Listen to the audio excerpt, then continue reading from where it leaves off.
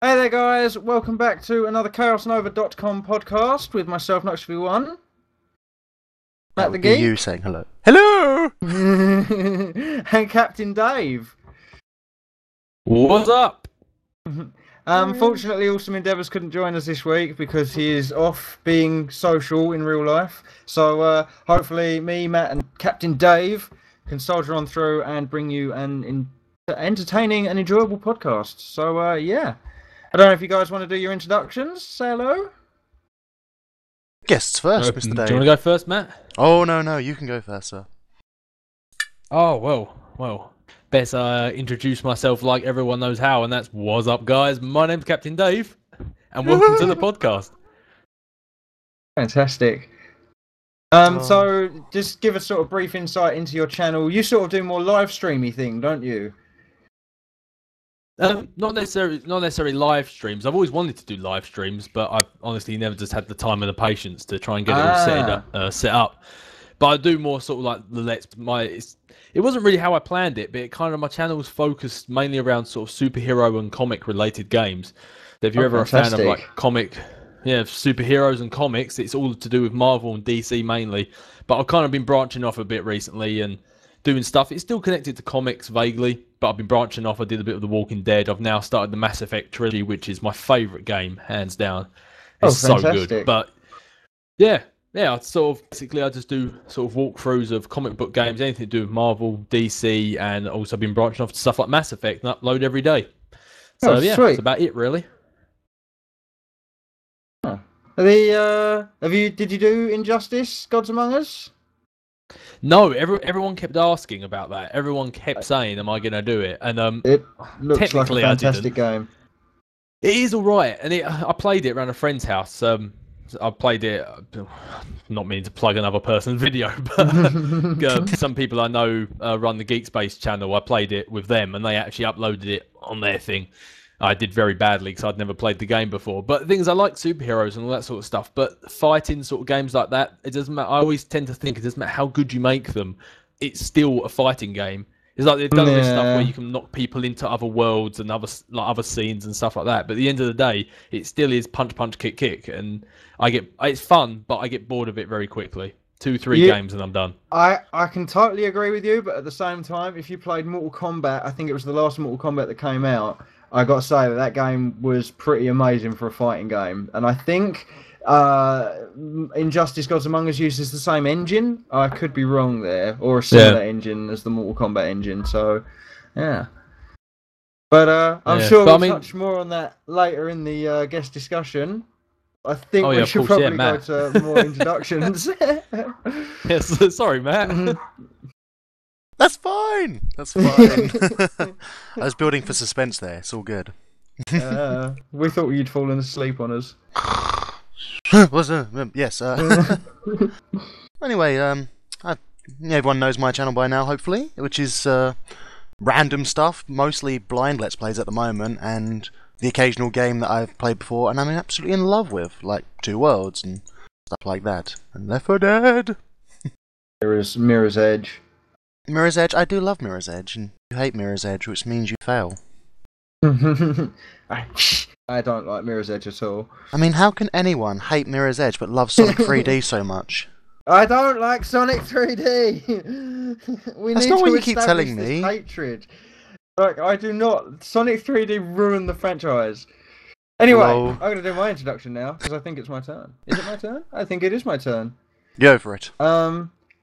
Everyone probably knows my channel by now. We've been doing the podcast now for I think 4 months, which is kind of exciting. Woo! 4 months podcast. Yay! And I basically just do sort of story. Pom-poms. Yay! Pom-poms are shaking and whirling batons and all that good stuff. Playing trumpets. Oh yeah. So yeah, I just do sort of story-driven first-person shooters, and I'm playing Defiance at the moment, and I run the Chaoscraft server. So yeah, that's pretty much my channel, and check it out if you've got time. Check out everyone else's as well. So yeah. Oh yeah, I suppose actually I just realised I didn't mention. If anyone did want to check it out, it's The Captain of Dave. I just realised I should probably mention that. Yeah, Just it's all right. telling everyone about it, but you have to find it on your own.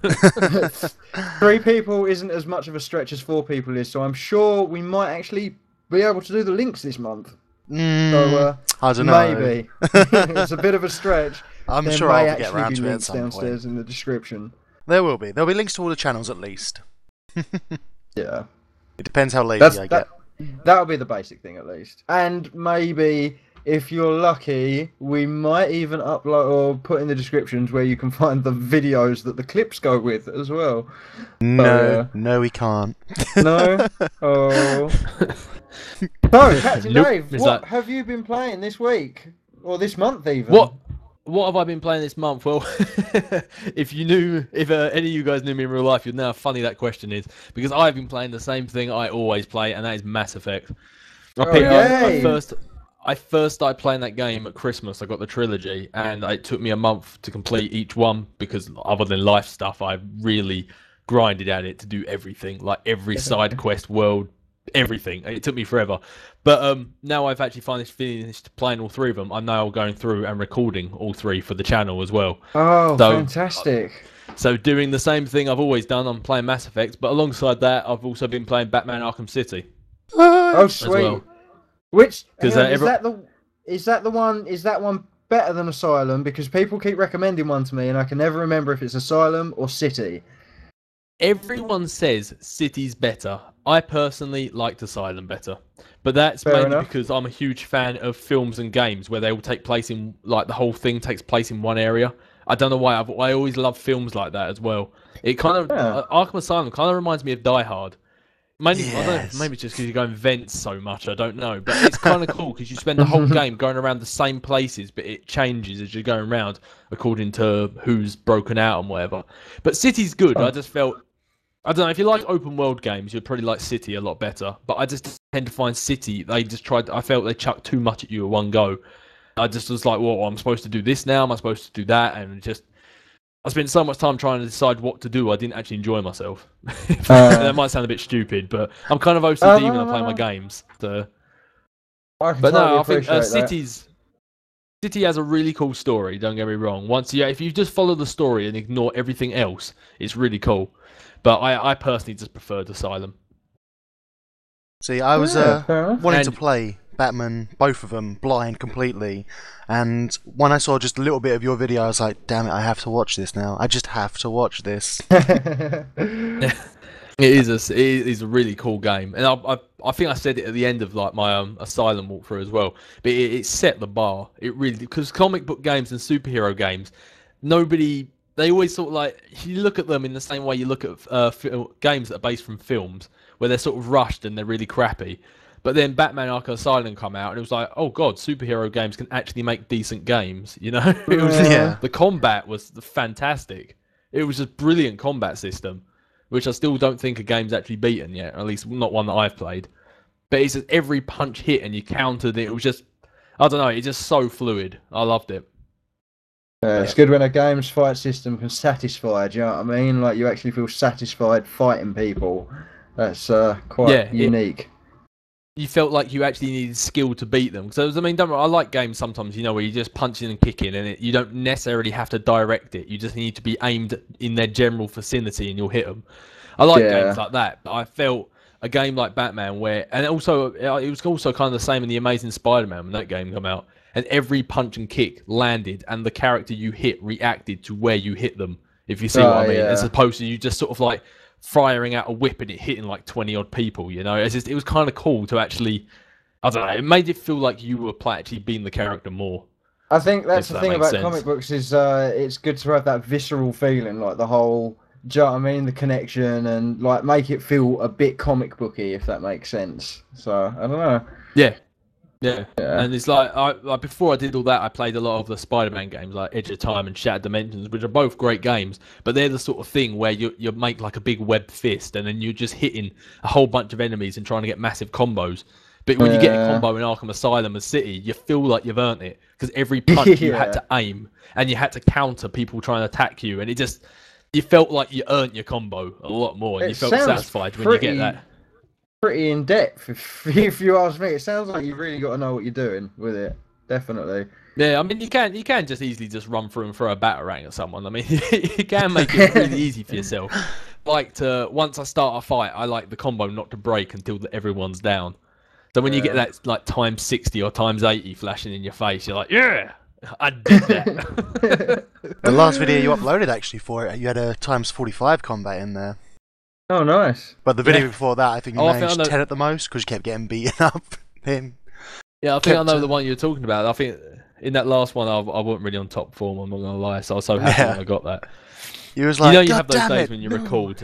Yeah, you have those days when you record, and after the first 10 minutes, you think I should not have started recording today. No, it's just not the day. You know? When your mind goes blank and you just can't think of anything to say. Yeah. Talking of mine's going blank. Matt, what have you been up to this month? This month I've been playing Darksiders, which is very, very nearly completed, and I can't wait to finish that. I absolutely love the game, but I think it's time to move on to something different, really. And that's pretty much, well, that and Minecraft, that's all I've been uploading to my channel, really. Minecraft! This might sound a bit noobish. What is Siders actually about? Because I've heard a lot of people talk about it, but I've never seen it myself. Some people have described it as sort of like a Zelda, but it's not really a Zelda. It's, the Four Horsemen of the Apocalypse. You play as War from there, and you basically get set up.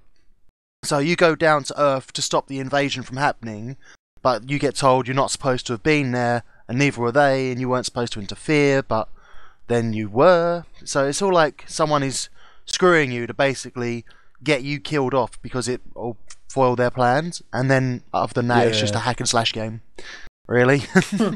But it's really brutal in some places, you know. It's just like, oh, you stick a sword in this dude's chest, rip it up through his body, and then just slam him against the floor. It's like, oh, kind of like God of War brutal. Yeah, I get a feeling it's like that. I've never played a God of War, but I've seen a bit of it. And it's quite. Like, oh my god, did not expect that. But it's got some tough puzzles in there, and you've got to think how to do this. And it's like, God damn it, why can't I do this? It's like, oh, I was just in the wrong place. Now I feel silly. And you go to cheat, and you think, no, I'm going to do it, and you actually get it done. You're like, yes, I didn't cheat. I'll admit, I had to look up a walkthrough just on one bit to know where I was going, but I was apparently in the wrong area. So I was like, well, no wonder I didn't know that. It didn't tell me to go elsewhere. But other than that, I've figured it out. The one time I have been so close to consulting a guide, Adam's Venture. There's a bit in that game, where you've got to run to a gate that falls down. Oh my god, I was this fucking close to consulting a guide. You've got no idea. That game. Ugh, that game. And I've still got to do Adam's Venture 3, because if I don't complete the set. Damn it. But, that's always the problem with playing a trilogy or whatnot. You got to play them all, and it's like, I didn't like that one. Damn it, I want to move on. The first one was really good, and it reminded me of sort of like a modern age Broken Sword in a way. Not a very good modern age Broken Sword, but it was still sort of like close. And the jokes were kind of false, but I still kind of enjoyed playing it. And then the second one came out, and it was like, this feels a bit like... It feels like, you know, how Sonic 1 came out, and that was really good, and then Sonic 2 came out, and that wasn't as good, and then Sonic 3 came out, and it was the best. Sort of, I'm hoping that when I get to Adam's Venture 3, it's going to be really, really good. Yeah. I've never played them either, but I'm sure they're good. Anything else? Things I've been playing is Left 4 Dead. Got back into that, playing semi-serious games on that. Oh, everyone takes it too seriously on Xbox. And I like to be a part of it. Really? Yeah. Do they really? I can't see anyone ever taking Left 4 Dead seriously. Oh, I'll tell you what, it seems like such a fun game. It is such a fun game, but they have like their little set teams or friends they play with, and you're not allowed to take a med kit at the start of the game. You're not allowed to use a Molotov. You're not allowed to take a shotgun. Basically, it's like, really? Come on, just play. Really? Yeah, you can't take power weapons to level 4. There's this whole underground on there of elite players. I would have thought that you would be able to, like, if you were setting yourself these little private rules, you'd be able to, like, restrict the amount of people that join. Well, Because yeah. like, say you and a buddy wanted to do it one way, then wouldn't you just like close the lobby so 2 other people didn't join? Oh yeah, you can do that. You can put it to private and whatnot, so it's invite only. But Yeah. there's Oh, pretty in much that a case, I'll tell them to general stop sense of whining. rules. Yeah. Yeah. Oh, do you mean like kind of like there was with stuff like Call of Duty where you can't use a certain gun because it's too overpowered? And Yeah. all It's that basically sort if of you're playing jazz. like these Yeah. games where it's like it's all about pride. If we beat them, we're good. It's like just play. And that's why I usually end up trolling people on my team. You know the They're game's friends going to of end mine, badly when the person's like walking in going trollolololololol. It's like, yeah, he seems like a legit player. See, I'll tell you Oh, what, right? God. I walk in doing that, but I end up doing pretty dang well. Sometimes I'm like, oh, I've just fucked everything. Oh dear. But I'm better than some of the people I've seen on there. And definitely better than this one guy who didn't know how to use the right thumbstick. Oh. He didn't know how to look left, right, up or down. He just ran the whole way through, not moving it. And he got immediately Do you killed. think he was like? Do you think in real life he was terrified? And he like behind the computer, he's sitting there going, ah, ah, just like charging through. No. Every man for himself. Oh. Man, been my like- You pocket. best a little kid. I think it was something like John Smith 1998 or something like that. It was ridiculous. Not even Sure, that. I that's think it was like improvement. 2001. it was just, it was just like the gamer tag. You knew that was their age on the end of it. It was like 2000 Yeah. something maybe. I don't know. It's like wow. Does it ever shock you when you see usernames like that and then you forget that those numbers sometimes represent their age? Because like you see like 88 and 86 and we look at that at our age and think, oh, that's their age. But then you look Yeah. at stuff like 91 and 95 and you forget that, oh crap, that's actually Yeah. that's actually like the That's age like now. 16. That's 16, 18. Yeah. It's like, god damn. When I was your age, all of this was fields. Right, Yeah. we're getting old, guys. Oh no. Except for now, instead of saying that, we go, when I was your age, we used the dial tone. When I was your age, Commodore was old. And now you've never even heard of it. When I was your age, you couldn't use the internet and phone at the same time. We had floppy disks. I was just about to say that. I had to ask my mum's permission to use the internet. That's it. I'll be There's like, "Mum, one I'm other expecting a phone call." I've been playing the usual Defiance Chaoscraft this week, and I've also been playing Syndicate. And that game came out in 1991, and they've remade it for like 2010, and it's completely different because the original was just like a top-down sort of squad-based, sort of turn-based shooter, I guess you could call it. And like you look down on all your people. Now it's a first-person shooter, and that threw me a little bit. But yeah, Syndicate. I've been playing Syndicate, and it feels great. But the campaign, 3 hours long if you speedrun it. So, not good. So they didn't really remake it, they just sort of took the name of it and made a whole new game out of it. Let me see if I can find you the box quickly. Hang on. Let me see. Now, there's a couple of logos on here. One says Mature, ESRB. The other one says PC, DVD-ROM software. And then there's this other one over here that says EA? I don't know. I've never really heard of them before. They wouldn't just take the Syndicate name and pump it for all it's worth, would they? And not just release it as a singular IP instead. Are you trying to That's not right. insinuate Of course that EA not. would ruin a course not. franchise? I No, don't know. because they would never do that. They didn't ruin the end of Mass Effect 3, did they? By No. rushing it? No, of and course I'm they didn't. Pretty sure they ruin didn't Red ruin... Alert 4. Come on, And Conquer 4. they didn't really ruin Command & Conquer. And SimCity, from what I remember, was a huge success. The launch of that went perfectly. The Always On, that was perfect. I don't remember any problems with that whatsoever. It wasn't EA that made previously free DLC now cost money. No. It wasn't them at all. I think we've got the wrong company, fellas. Yes. Must be thinking of Activision. Oh yeah.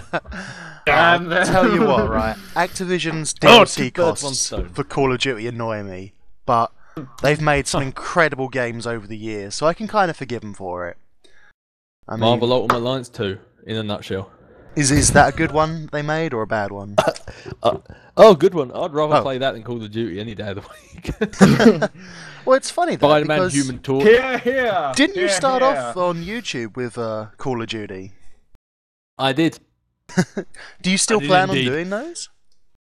No, I haven't played Call of Duty in a good year or so now, year or two. I actually, no, tell a lie, I played it about 2 or 3 months ago before I moved out because I wanted to play with my brother one last time. But But then here's it the said I thing. had to do a download and I threw the pad at the wall and that was it. You can do a test because Captain Dave, are there any Minecraft videos on your channel? Technically one.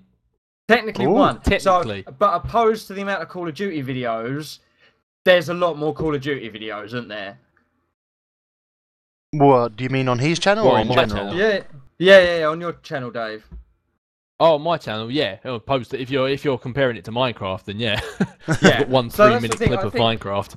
I think if you're trying to not make it in the YouTube thing, but if you're trying to sort of slowly ease your way into the whole YouTube channel thing and all this and that, like I think you either sort of do Minecraft, which is a pretty safe bet, you can show people what you created, or if you're really good at Call of Duty, you can just get in there and just do kill streaks and things like that. So I think there's certain games that are the beginner let's play thing, if you know what I mean. So I don't know. To be honest, I probably actually disagree. I'd say if Yeah? you want to try and get somewhere, the one thing I'd avoid would probably be Call of Duty or Minecraft because there are so many videos of it. Nobody Yeah. would ever find your stuff. That's a problem I found at the start. And the reason I was playing COD was because it was the game I liked at the time. And then I did Ultimate Alliance game, and then that was hugely successful. And then I suddenly realised, holy crap, I actually love these games. Why am I not playing? Yeah. And then since then, my channel skyrocketed, and I think it's because nobody is uploading it. The ones that do are just, I don't know, they mustn't be very good because everyone keeps saying that they're watching these ones, and I think quite often you need to find something obviously you like doing. Don't just fake it just for the hell of it, but find something that isn't there. Because then if you're the only one doing it, everyone has to watch you by default. Well, yeah, that's fair enough. I also think that running the Chaoscraft server is quite a unique thing in and of itself. But also, I don't just do obviously Minecraft videos. I do the first-person shooters and things like that as well, which I really do enjoy. But I also really enjoy running the Chaoscraft server. Do you know what I mean? I sort of like Yeah. I look up. There are these group of people called the Mindcrack guys or the Mindcrack server, and they run their own sort of server in the internet on YouTube, and they do a lot of fun stuff. But the most respect out of all, the most, like, there's one of them's a really good builder, or a couple of them are really good builders, a couple of them are really good player versus player. But the one I've got the most respect for is Good, because he has to run the server, and running my own server, you can sort of get an insight into what he has to do and all this and that. And I enjoy that aspect, but I can also see now and appreciate more what Good is doing. Do you know what I mean? And I've got massive respect for him because of that. But yeah, I think running the server is a unique perspective on Minecraft. I don't know. It's just I probably agree with Yeah. Captain Dave on this though about avoiding them if you want to make it on there. That's why Yeah. my channel I started off with the games that no one really plays or let's plays, like Eat Lead, The Return of Matt Hazard. That game is Well- so awesome and yet so terrible at the same time. I think my first two Let's Yeah. Plays were Sonic 3 and Knuckles and Gemini Rue. So don't know what happened there. Yeah, definitely. Gemini Rue's a I think what it fantastic is game. the thing what it is I'm not saying that playing like Call of Duty and Minecraft means you will be unsuccessful. I think what I'm saying is if you want to get noticed quite Yeah. often, Be diverse. that's what I mean. if you play something that's not on there, then you're the only one who does it. Then you're the only one people are gonna see. And then once they Yeah. get to know you, then you can play whatever the hell you like, and they'll still watch, as long as obviously it's not something really stupid that- like My Little Pony or something. That's the thing, and Koska did touching it. on sort of like the news that we want to get on later. I think with when you let's play, as it were, or add your commentary to a video, people should be coming there for you, not the game, if that makes sense. So I totally agree with you on the point that if you do diverse games and games that no one's playing, attract the audience, and then they're there for you. Then they're not there just for the games. So yeah, then you can do whatever you want. That's actually a good point. That is one of my biggest pet peeves about YouTube is people who do it, and you can just tell in their voice they hate the game they're playing. You can tell it, and they're playing it because everyone else has asked them to play it. And then the worst thing is they stop it halfway through a series because they said it's not getting views. That really winds me up. When it's people leave series unfinished, drives me nuts. And I know I'm a crime of this, like I did it with Borderlands 2 and Far Cry 3. I will complete those series. Borderlands 2 will be coming back. I've got it on Steam now as opposed to whatever format I had it on otherwise. So I will be able to co-op that with people now, and we will get that done. So look out for that in the future. But yeah, I have about 8 series that I need to upload. But yeah, people who start things and don't finish them, shame on you. Yeah, and I think what annoys me more is because you can tell in their voice they're not liking it. They're saying they're doing it just because people watch it, and then when nobody does, they stop. And it was like, then why were you uploading it in the first place? It's supposed to be YouTube, not make me money tube, you know? Yeah. And then all they've done is they've now just oversaturated YouTube some more. You go in there and you're looking for a legit video, and first you have to sift through like thousands of pieces of shit, to be honest, until you find something that's actually what you're looking for. So people just upload it half-assed, you know, and it's just irritating. Myself and Matt recently went through and looked for a group of people who we could add to the Chaos Craft server, and I still have to go through Matt's list, but that in itself, looking for people who are of the similar level as us. So like if we have 100 subscribers, I'll look for people who have got sort of like between 50 and 150 subscribers to come and join us. They do Minecraft videos, that sort of thing, and they've got the right attitude. But really, you look on there and there's people with 1,000 subscribers and they look like they're doing it with a free version of Bandicam. There's borders all around their video. Like the production value is absolutely nothing, and they're just doing it for the sake of doing it. And like they've obviously gone, sub for sub and things like this. Do you know what I mean? And that drives me nuts. Yeah, which I can't again, I don't understand. Why would you want someone sub to you if they're not actually going to like your stuff? It's exactly. Pointless. Just, if you're not here to watch the videos and actually enjoy the content, then we don't really want you here. Like, not sounding harsh, but exactly. we don't want just for numbers. That's not what it's about. Yeah. Do you know what one of my favourite comments is on like part 16 of a walkthrough, you stop talking. It's like, really, 16 parts it took you that long to realise? It's like, I think that's just like more about you than it does me, you know? Oh yeah, exactly. That's and it's crazy. Like, what did you think I was just doing the longest intro ever or something? Metal Gear Solid, is that what it were? The introduction to that. Oh man, I remember the. It's like Metal Gear Solid. That entire game is nothing but just cutscenes, which you stay quiet throughout. It's like, is that what you're uploading? Just Metal Gear Solid.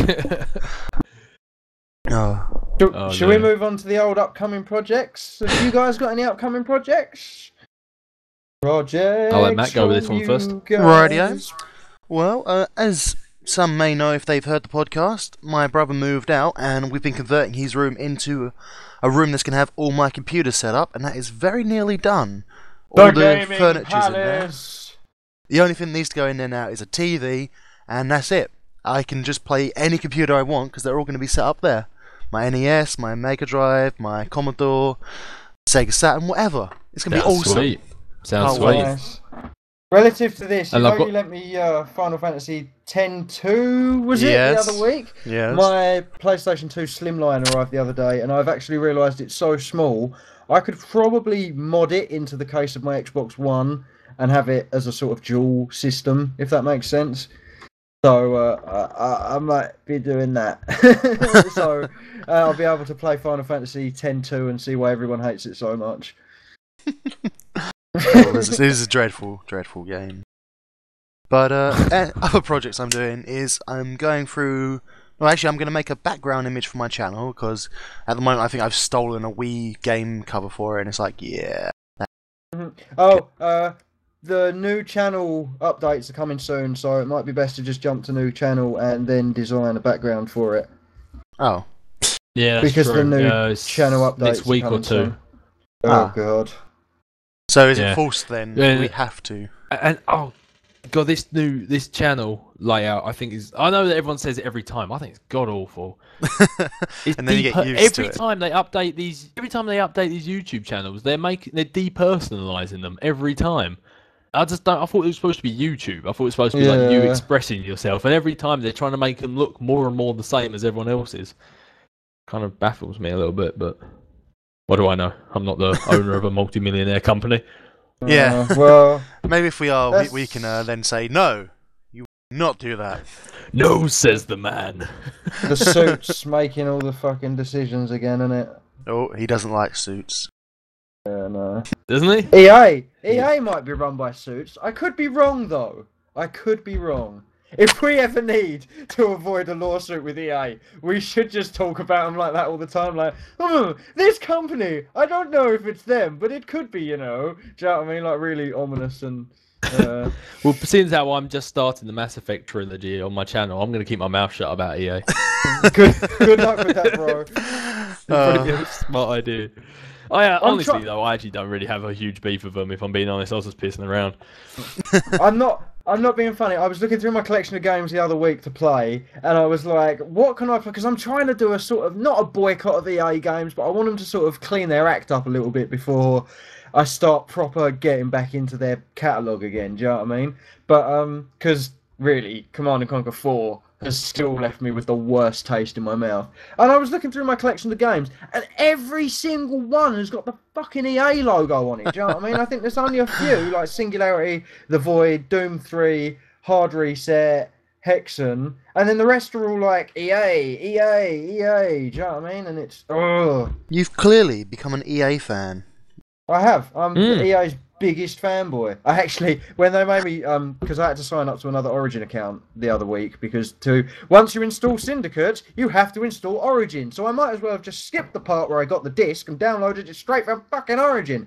But, no, I got Syndicate, installed it, blah, blah, blah. Got a new Origin account, and then they sent me the confirmation email, so I sent them back an email saying, stop making me install your shit, your games are terrible, rah, all this and that, and they sent me back one of the automated replies that was just like, thank you very much for your feedback, it is highly considered, blah, blah, blah, all this and that, do you know what I mean?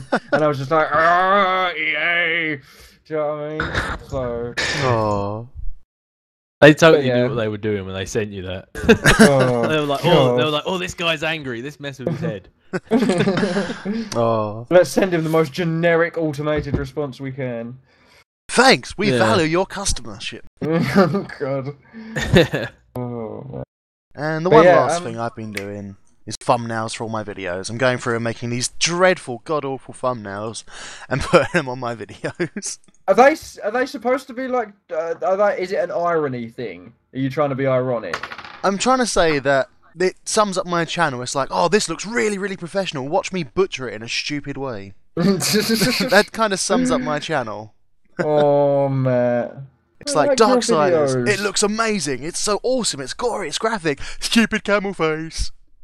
That's basically what I enjoy it, just because it's like so funny to me, and that's mainly what it's for. Are you going through sticking the camel face on everything? On everything, yeah. Have you seen the two that I've made so far? No, I'll go and have a look right this second. Oh, it's on my Facebook as well if you want a quick way to it, if you're not already on there. Because I've done Mirror's Edge and Darksiders, and I was just like... The Mirror's Edge one's brilliant. I prefer the Darksiders one. Placing War's face with a camel. Oh yeah, I see the Darksiders one. I see the Darksiders.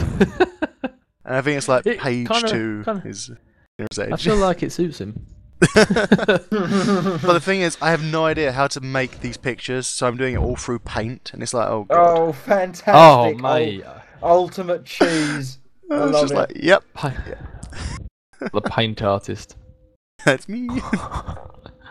To be fair though, I think I do you. most of my logos in Paint as well. I just get the picture I want and then overlap. Like I find a font that I like, overlap it over the top and whatever. But Dave, have you got any projects this month? Have you got anything planned? Anything new that's coming up? Well, yeah. Anything?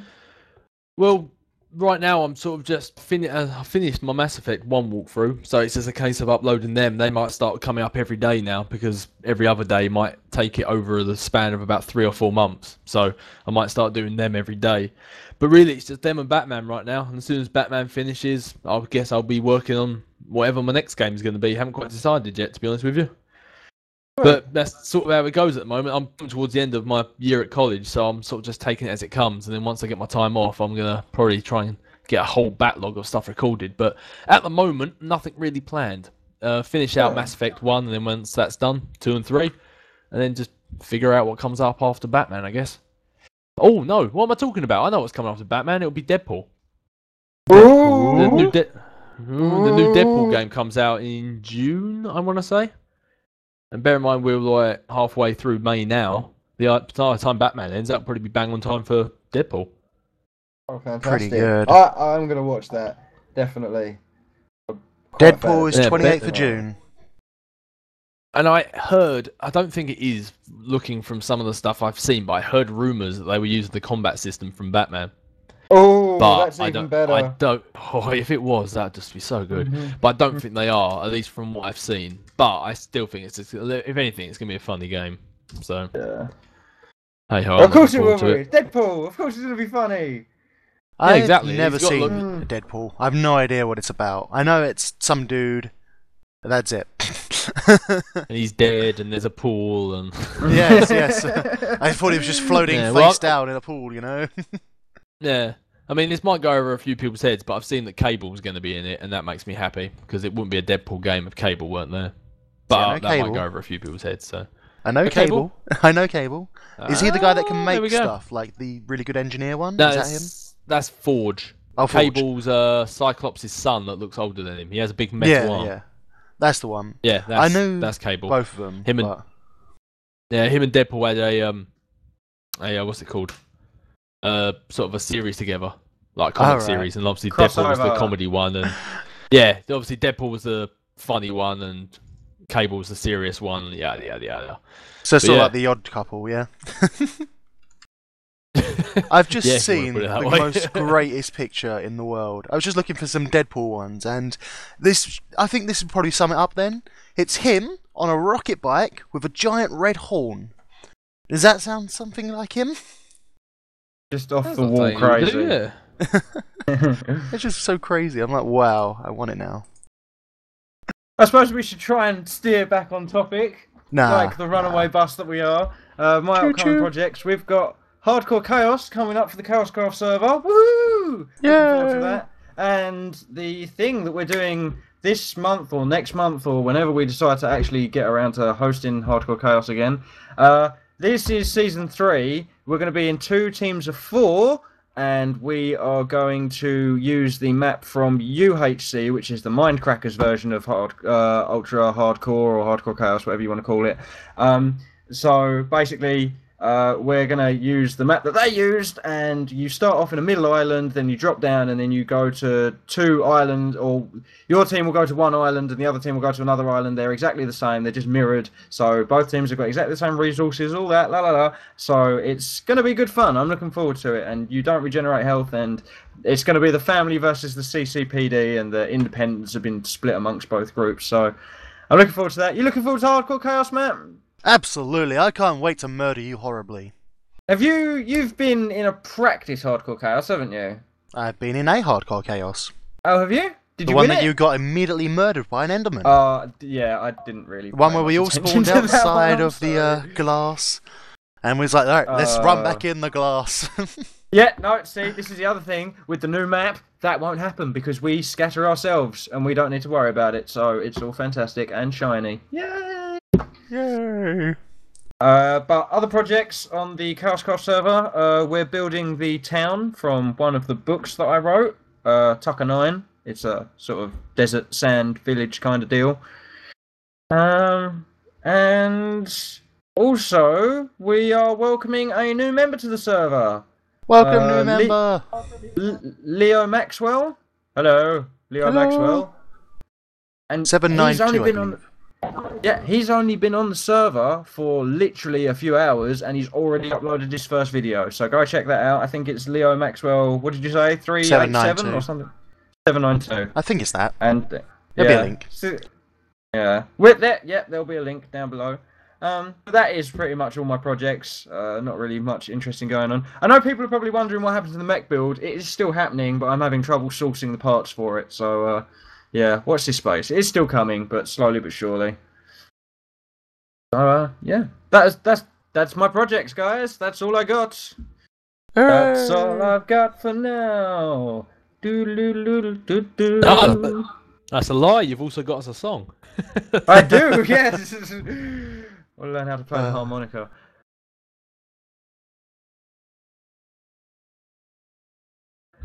So should we take a break, guys? Why not? Yeah? Yeah, sure.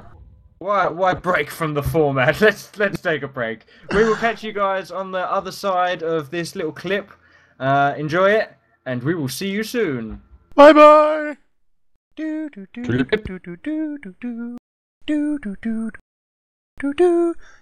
on User a in break. your channel stopped Oh recording. my god, I really need to go to the User bathroom. in your Sorry, channel guys. stopped.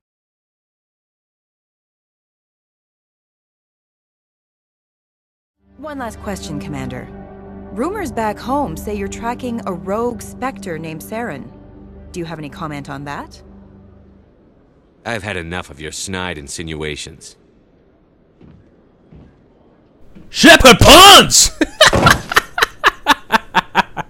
You son of a bitch! I'll make sure everyone in the Alliance sees that. Your career is over.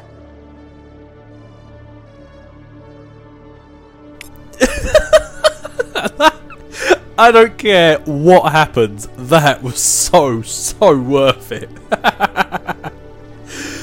Oh. And you thought there was going to be no Falcon punches. Well, you're correct. There was no Falcon punches, but there was definitely some Shepherd punches. You always see a few civilians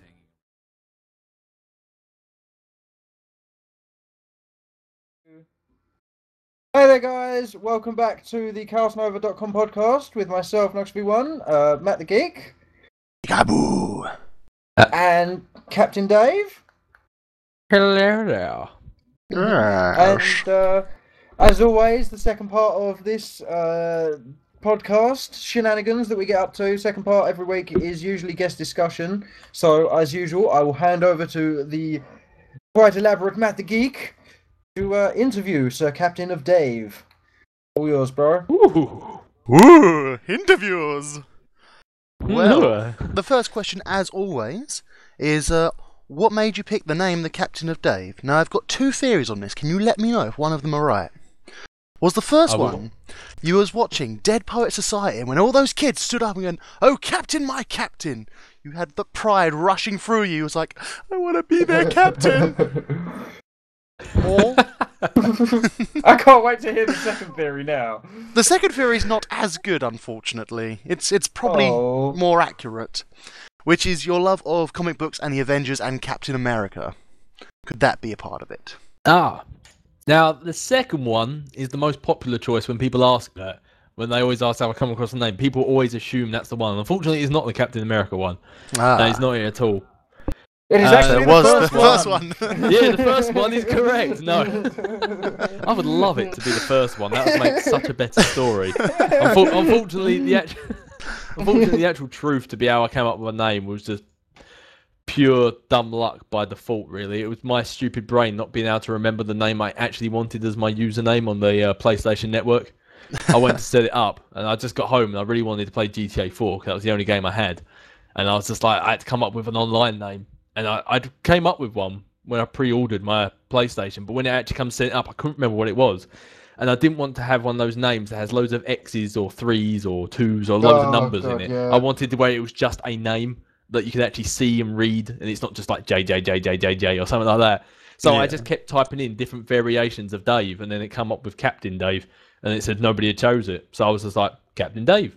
I mean, originally it was CPT_Dave, but that was how I came up with it. Pretty boring, really. There's no really exciting story. Incidentally, the name I was going to go with was actually Wookiee Monster. I remembered it a day later. Wookiee Monster! But Oh.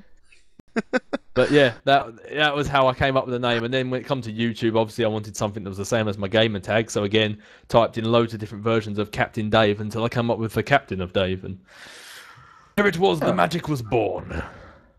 There's Fantastic. the mystery. The mystery has been solved. Yeah. As I say, it's not a hugely great story, you know, talking about past life of. It's always something interesting where I was a finding the captain stuff or- out. Yeah. Well, I If you suppose ever it want, might you be feel free to interesting steal the someone. story that I gave you just there. Feel free to steal it if you ever want to. What the story that is actually the truth of how I came up with my name? Yes, okay, the yeah, Dead sure. Poets That's Society. the one. You want to Yeah, be yeah. Robin Williams and sure. Yeah, Robin Williams wants to be me. Let's get it right. He is a gaming fan. It wouldn't surprise me. Yeah. There we go. There we go. Well, let's move on to the second question then. So, you do Let's Plays and walkthroughs. Do you have any other plans to do anything different maybe? Like just funny clips that you've had in certain games? Or is it literally just Let's Plays and walkthroughs for now? I constantly have ideas of what I want to do every day, always when I'm at work, unfortunately. And then when it actually comes to like coming up with the ideas or making them, I never get around to it. And literally the only reason I never do anything else is purely time constraints. That's the only reason. If I didn't have a job and I spent every single day at home, the amount of stuff I would get done would be crazy. I am constantly coming up with ideas of stuff I want to do, like all the time. And it frustrates me. I don't have time to do it. I mean, back in the day, when I did have more time, I did these things when I used to play Call of Duty called the Captain's Classics, where it was just I these little love clips that I'd those. come up with. Yeah, do you remember them? Where it I would remember literally be funny them. stuff that had happened to me in the game, and I'd make it into like a funny little clip with music behind it and like from different camera angles and stuff like that. I love making actually stories out of seemingly easy stuff. Like I love putting intros to the start of all my videos, especially if anyone's watched it my Fallout videos, where I actually made them into a TV series where there'd be a previously on Fallout, and then I made like a whole cutscene. You know, like when you watch programs and they have the opening credits where there's music playing and it shows all the characters. Well, I did that in my Fallout things to the Pirates of the Caribbean music. And every time it showed if I got a new follower, it would have them in there and it would show some clips of stuff they did. I love creating stuff like that. That's But awesome. literally time constraints is the only reason I haven't been able to do it recently. I mean, my Mass Effect videos, I've started putting the title of the video actually in the video itself. So I come up with it when I'm editing it and stuff like that. But there are so many things I'd love to do. There's little clips that I've always wanted to upload. I'm looking at my games right now trying to think of some stuff. There are so many things I've wanted to do and just never have got round to it just because, you know, when you've got college, you've got a job, you've got friends outside of it, you just don't have time. You just don't. But yeah, no. Sorry, that was a ramble. I didn't mean to go on that long. No. But no, That's if I did, I would love to do more stuff than just straightforward walkthroughs. I'd love to, but literally don't have time. Who knows? Maybe I'll win the lottery one day. Good Who luck. knows? We're all hoping for that. Mm. Well, if there's ever any like multiplayer stuff, just give us a shout and we'll join you if you want. Oh, Yeah, hell yeah. well, Chaos, one of my Chaos Nova squad are there to support you, bro. Oh, well, there we go. Sorted. Perfect. Well, if I ever did, it'd probably be something like Left 4 Dead, Matt. So Yes! there you go. Max I've been hates it, but I'm busting to in. get back on that game for a while. But no, I might be doing some. I mean, since I'm going to be honest here, I became a massive Mass Effect fanboy since I started playing it. Me and a friend from college was thinking of doing some multiplayer, but I wouldn't expect it to be anything outstanding, like where people was like give you tips and tricks and all that sort of stuff. It's gonna be literally two people dicking around. But as I Yep, say, I've time done constraints. Yeah, I mean, I've been wanting to play Saints Row the Third. I've had it since Christmas, and it's still inside its little its wrapper. Because I We just haven't will had a chance to co-op play the it. shit out of that game. Oh my god, I've got that. I bought that on Steam a little while ago during one of the sales. Dave is a We PS3 can- guy though. Okay, no worries. Well, actually, I'm a PS3, Xbox, and PC guy now. Oh, you're I've, moving on to PC. Well, oh, dude, no. I've been playing a little bit of PC, but not much. I've got loads of games like Payday the Heist and stuff like that, and I've just never played them. I want to, like Magicka. We can do that together. We can do Magicka. I got Magicka the other day. We got Dota 2. I can send you a Magicka, copy of yeah. Dota 2. Yeah, Oh. we can smash this. All of us. It's going to be amazing. There's as I said, loads of stuff. I've got all these games, still haven't played them. I just haven't had time to. When you do get time, you kind of want to play the games you love because you don't have much time to do it. But yeah, I bought saying I like Mass Effect, just before Christmas, I knew I was going to get Mass Effect. So I actually went out and bought myself a pre-owned Xbox, got myself the trilogy for Christmas, all that sort of stuff. Just after I got my Xbox, they released the trilogy on PlayStation 3. Oh, I that's was harsh. kicking myself. I was Oh, so right. angry. The whole reason I got the Xbox was for Mass Effect, because you could get 2 and 3, but you couldn't get number 1. So I got the PS3, the Xbox for it, and then released all 3 on PS3. I was like, EA, you sons of bitches.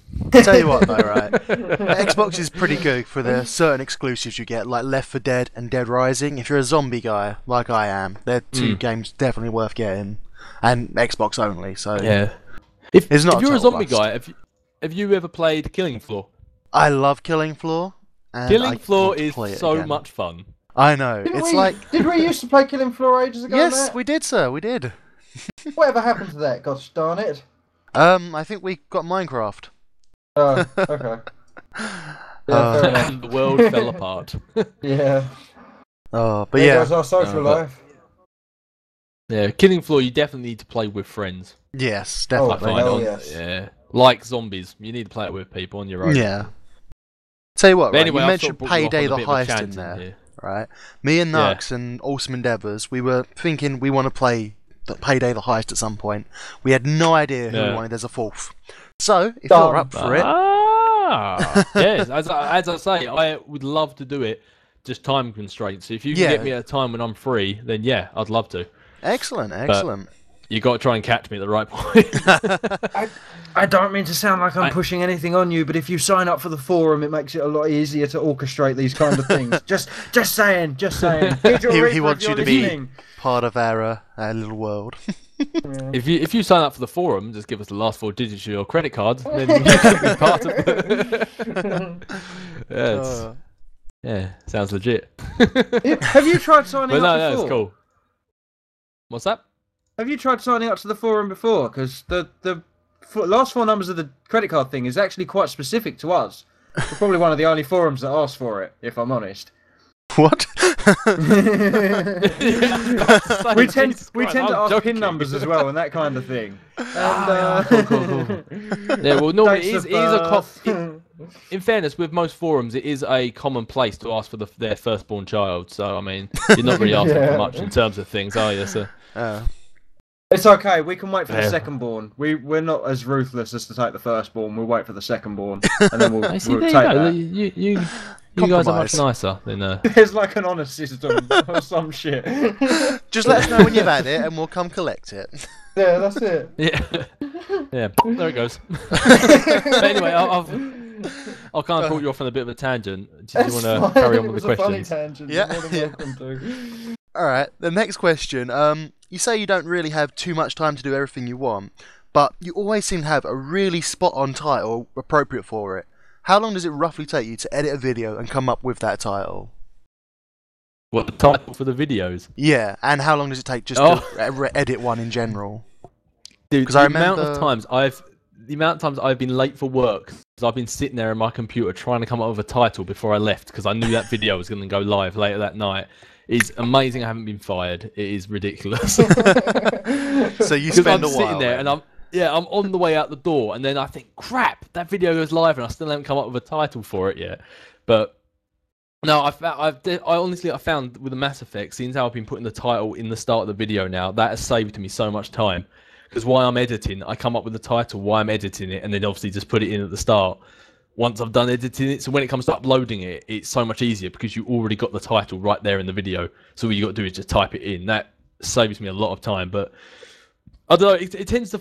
I find it's normally whatever mood you're in. It's like sometimes I try and come up with really artsy fartsy titles that are like maybe quite often they're just a clear rip off of a film title or a music, like a title of a song or something like that. But sometimes I try and come up with really meaningful ones to do with like the underlying tone of what happens as that part of the story. And other times I think something stupid just happened and I literally just blatantly called it out, like Shepherd Punch or something like that. So it's quite honestly whatever the tone of the video is. Really, or whatever mood I'm in that day. I don't know. I flick through the video once it's made, and normally you just think of what the main thing that happened in that video, or the thing that you think most people are going to look at and think, and that's the bit they're going to remember. And I try and make a title that just focuses around that, to be honest, because it's got If there was one bit that took like 3 seconds long, the rest of the video was totally unrelated, then I wouldn't make the title about that unless it was that funny. So Fair enough. So it pretty Now, much takes you the whole length on of the average, video. Yeah, well, that's if I'm like with the Mass Effects where I'm putting the title at the start. But when it roughly comes to editing the videos, how long it takes, I try to normally get my videos roughly between shortest about 15 minutes, unless like there was only a 10-minute clip, and then obviously there's going to be it can't be any longer, can it? But I, on average, try and make it about 20 minutes long, because I'm aware that not everyone has all day to watch videos, and quite often a half-hour long video can get a bit too much to watch, especially if it's every day. But I can never stick to that. If the story sounds better making a 25-minute video, I will. And if the story fits, perfect example today, I uploaded one that was only 15 minutes long, 14 minutes long, because it fit perfectly to end it there. So, Yeah. But on average, if it's a 20-minute long video, it will take about 30 minutes to 40 minutes to edit it, because I'm trying to balance all the sound, cut out bits where maybe I've sneezed or coughed, or maybe you hear me breathing down my mic like a creep. So it's just. I have so that normally, problem if so whatever the bad. length of the video is, oh man, yeah, it's getting at the start of the video, you spent ages just rearranging the mic, but no, on average, whatever the length of the video is, I'd say half the length of the video and then add that onto the end, and that's probably roughly how long it takes me to make each video. So, on average, roughly. So I remember I'll tell you what, I was watching, actually. Sorry, go on, your how to create a Let's Play playthrough of one of your Fallout videos, a 3-part series, and that was an hour and a half long. I was like, Jesus, how much free time does this guy have for one episode? That was an hour and a Fallout. half long. I know, but That was a big mistake on my behalf. Not making that, but the fact that I was proud of what I've made with that, the intro for Fallout. But the problem was I did it on a game which was Fallout New Vegas. It could be practically endless. And as I'm a bit OCD, as you'll find out when I finish uploading all the Mass Effects, I do everything in games like that. I don't like missing stuff. I mean, I got to part 46 when I stopped it, and I hadn't even got to New Vegas yet. So, and that was my mistake. It just literally every episode took that long. I mean, admittedly, that took longer than it normally does because I was talking you through the process. So it took a little bit longer, but that was a silly. If I was to do something like that again, it would have to be on something that's only like 16, 20 parts long. Something where you can sit there and get it all done, and that be the end of it. But on an endless game like that, it was a bad idea, and that's one of the reasons why I actually never got to finish that series. Which I know I said it was something I hated earlier, but that was also the copyright ban hammer came down on my head. So yeah, Far Cry 3 it was my fault. on my channel never finished for the same reason, I think, because it's just so large. Yeah. See, the thing I've done, I think the games like that, I've done 2 worlds. I uploaded like 20 parts, and then I took a year break between it. So it's up there, but just continually add to it every time you get a chance to. Eventually, you get it done, but yeah, I don't know. It's I tend to find, especially if it's a longer game, I don't upload an episode until I know for a fact I'm going to finish it. Like Mass Effect, I didn't upload the first episode until I was on the last mission. Wow. Of the entire game. So when everyone was watching Mass Effect Part 1, Part 2, all I had to do was record the very last mission. Because I didn't, on a big game like that, I did not want to risk uploading, and then get sick of it, and then think, oh crap, now I've got like another 30 hours to record, you know? The comment section on YouTube does not allow you to record things in such advance, because on episode 1, people will be giving you tips on what to do, and you've already done the game, and you're Dude, like, trust me, I know. I could have used this information about 3 months ago. I think I mentioned it at one point in the video. I said early on, I think it was like part 11, I said, look, leave comments, leave tips and tricks because they could help other people, but don't get angry if I ignore them because I would have finished the walkthrough before you see episode 1. So I was just like, I tried to warn people, but it's regardless. You can say it, you can make it as the intro to every video, and yet people will still ask why you haven't done it. It's it's baffling, it really is. Dude, why didn't you buy the horse armor, man? That's the best thing in the entire game, man. You got one person says one thing, one person says the other, and yet they expect you to please both of them. And it's like, no, you asked for opposite things. It's like, what was I supposed to do?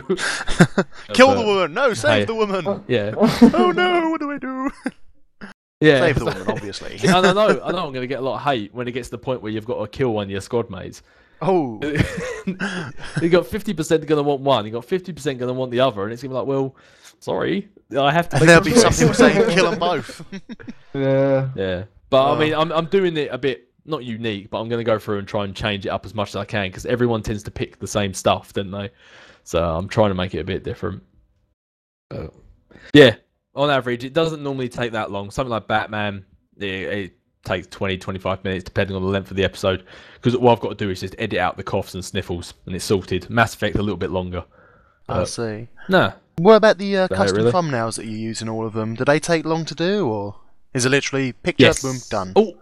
Yes and no. It's funny you say that. I've spent all of today making thumbnails and I actually have Photoshop up right now as we speak. But the hardest part about it is finding the images that I want to use. That's the hardest part. Because, and especially recently, I've been going a bit overboard and I've been creating like 34, not that many, about 10 or 20 thumbnails for each game. And so I don't know why, I've just gone kind of nuts with it. But the hardest part, I think, is just finding the images to start with and the text as well. Because the text is, especially if you find a text you like online and then you go to put it in and then it's got a background colour, and trying to delete that background colour can sometimes just be so irritating and frustrating. But no, I find the images is the hard part. Once you've actually got that, write down, where you want your name to be, and it's just getting the position right and all that sort of stuff. But once you've got that first one done, the rest of them are a doddle, because all you do is just copy it over. If you're pre-recording all of your episodes, could you not screenshot from something relevant within the episode? I'm not trying to tell you how to run your channel or anything. I'm just saying. No, that is exactly what I've done with Mass Effect. Oh, fantastic! That's exactly that's the first walkthrough I've done it with. That's exactly what I've done with Mass Effect. I found clips where the subtitles weren't on the page and it was a cutscene, and I just screenshotted it in Vegas, stretched it out, and it still looked all right. So I was like, yeah, use it. And it's good because it means I can use it throughout the game as well. But no, as games go on nowadays, especially, there's so much concept art and fan art and screenshots that especially Mass Effect 2 I've been going through, because when I start that walkthrough I want some thumbnails ready, and I've been going through there, and my god, they just have hundreds of screenshots that EA and BioWare have uploaded themselves, which are just that are screenshots, but they're not screenshots you can actually see in game, if you see what I mean. It's where they've sort of played around with it their way, and they're beautiful. And I'm making thumbnails right now. I've got so many. I'm doing them for each character because there's just so many. But yeah, I find the first one's hardest, to getting the text right, playing around with the settings, making it look good but not look too tacky like MySpace. Just trying to make it actually look not presentable. Like my and then once you've done one, well, no, that's the thing about your thumbnails though. That's actually quite good. Some people, they try and be too professional and over the top, and it just looks ridiculous. Sometimes being goofy, but being obviously goofy, is actually better, if you see what I mean. Yeah, I'm never going to be able to do a decent thumbnail, so stupidity all the way. That's the thing, because yours is like a camel's head on things, but it's not done in a really artsy-fartsy type of way where you're trying to actually merge the skin tones together to make it look like it's actually a camel. Yeah. It's on purposely done. Hi, this is a camel's head on top of a human's body. It's purposely done like that. I think the one I'm looking most forward to is doing some Dead Rising ones, because it'll be like, this zombie's about to eat me. On the t-shirt, you'll see the camel, and you'll just be like, oh my god, didn't even realise. What you should do is replace the entire horde with camel heads, like have a horde of zombies coming towards you, and all of them are camel heads. Will Payne be able to take it? Done. People's heads are going to explode at the amount of awesome, that would be hilarious. The amount of camels is insane. The amount of camels is too damn high. That would be a great mod, I tell you. Just camels coming after you. Or Nicolas Cage. Make everyone Nicolas Cage. I'll tell you what, while we're on the subject of thumbnails, just before we sort of go off on one, the thumbnails I hate the most are when the YouTuber puts their face in it and they just pull a really stupid, goofy face, and then they somehow import it. And it's just like, oh, look, they're pulling a zany face. The video must be funny. That winds me up. I don't know why. It's irrational. There's no reason behind it, but I hate it so much. And it's just them like crossing their eyes or looking shocked at something, and it's just like, oh. I think, and it works, and that's what's more annoying. I've got this theory, right? It works, and I'm not being offensive. Like, Americans have got a different sense of humour to us. That kind of thing draws them in, whereas British people are quite sort of, I don't want to say mature. We're not mature. We're mature in a different way, do you know what I mean? We're Our cynical. sense of humour's different. Yes. Yeah, that's the sort of thing. Everything that happens, different. we pull that sort of, yes, really, sort of face. Yeah, exactly. We don't really understand the American sort of hype about everything. Do you know what I mean? Like when like the Game Station, a really good channel, but they're really over enthusiastic. Do you know what I mean? But like it drives people to their channel, so it's good. Yeah, it's like, dude, I'm excited too, but sit down, you know. Yeah. I've got a calm excitement about me. Yeah, that's it. Yeah. Oh. I'm excited, but I kept my dignity. Oh. Shall we move on to the next question? Hey ho. Yeah, go for it. Do you have a proudest moment in YouTube, or like a favourite video you've uploaded so far? Is there anything like you think, oh wow, that's amazing, yes, awesome? Man, I'm so bad at picking. I'm so bad at picking favourite stuff. Well, I've got one that I've seen up here. Is one of your video views is quite high. Would you say that would be quite an achievement or quite a proud moment? Oh yeah. If you're talking about proud moments, then probably it used to be one other video and then it changed, which really shocked me. But my Marvel Ultimate Alliance walkthrough Part 1, which I think last time I checked was currently sitting at 600,000 views. Which is obviously a very, for me, I'm very, very happy about, obviously. But what's he all about? Nice, man. Congratulations. Good on you. Oh, thank you very much.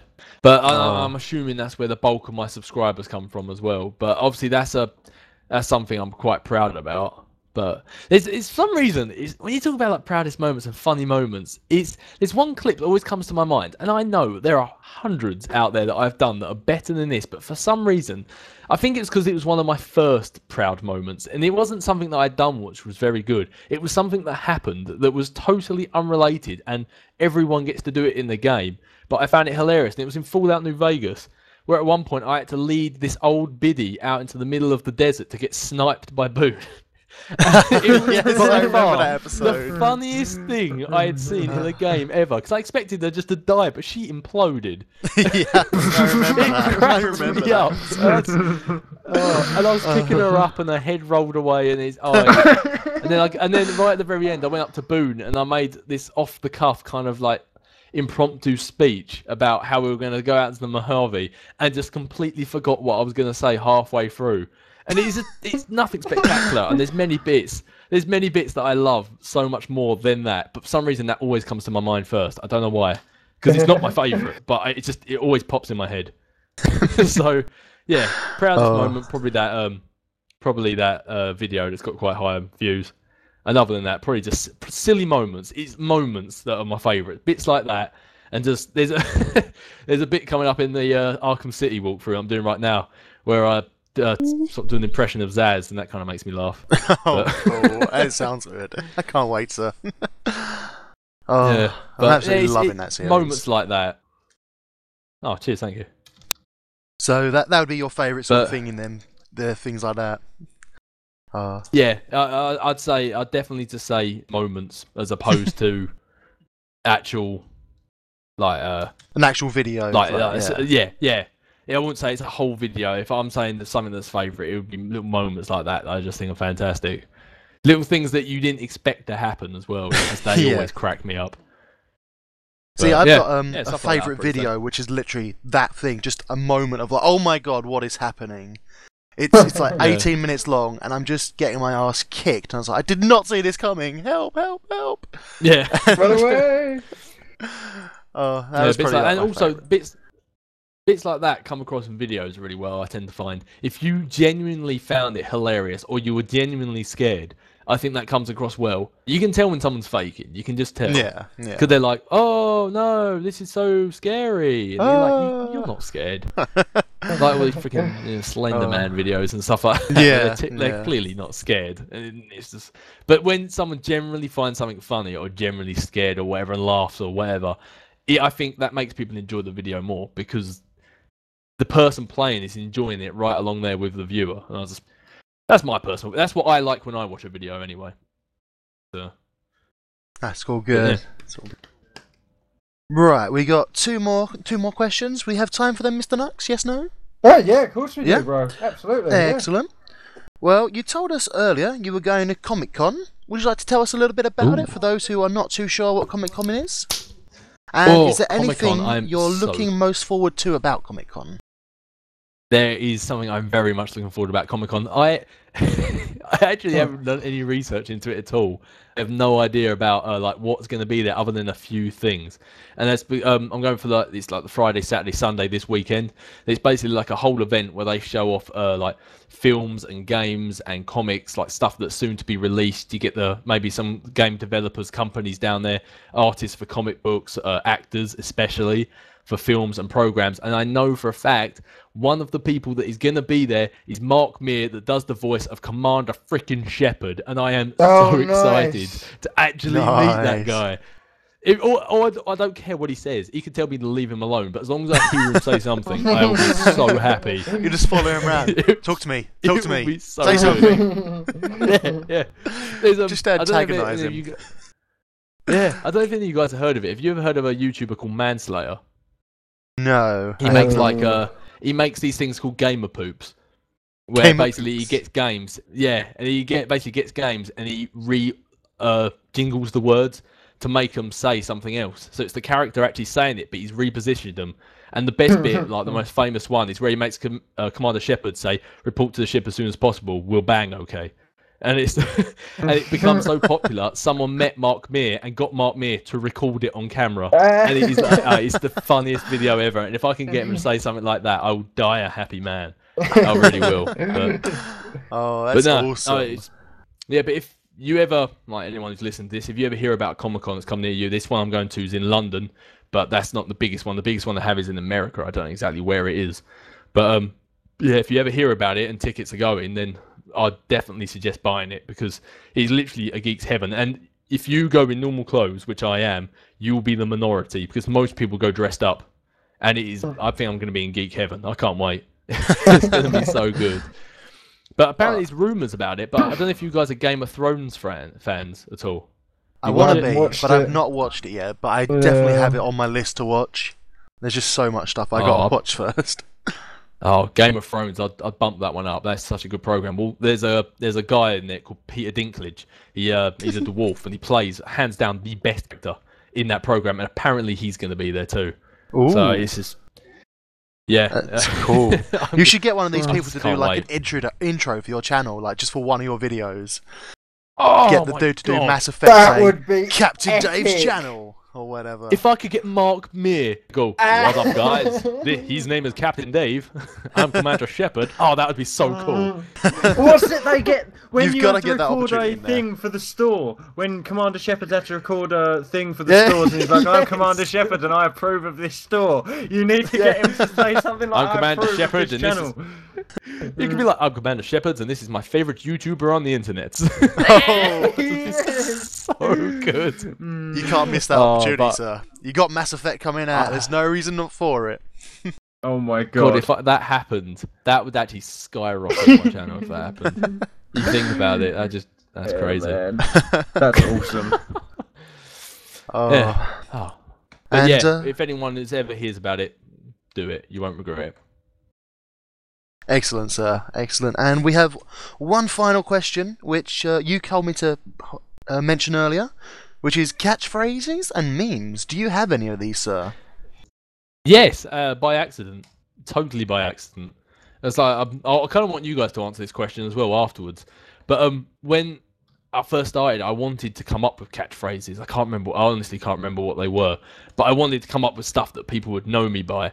and I should have really probably given it more thought before I started the whole YouTube thing, because I didn't really use them that much, and because they were ones I was trying to say, you don't when I was actually recording, I didn't remember to say them, and then it would get to the end of the video and I'd be like, oh crap, I forgot to say it again.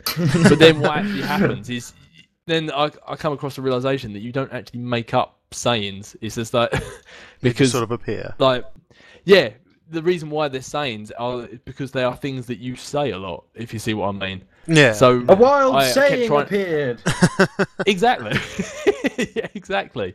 And Oh. I kept trying to say these sayings and I kept forgetting to say them. And then one person put in the comments they just put boom baby.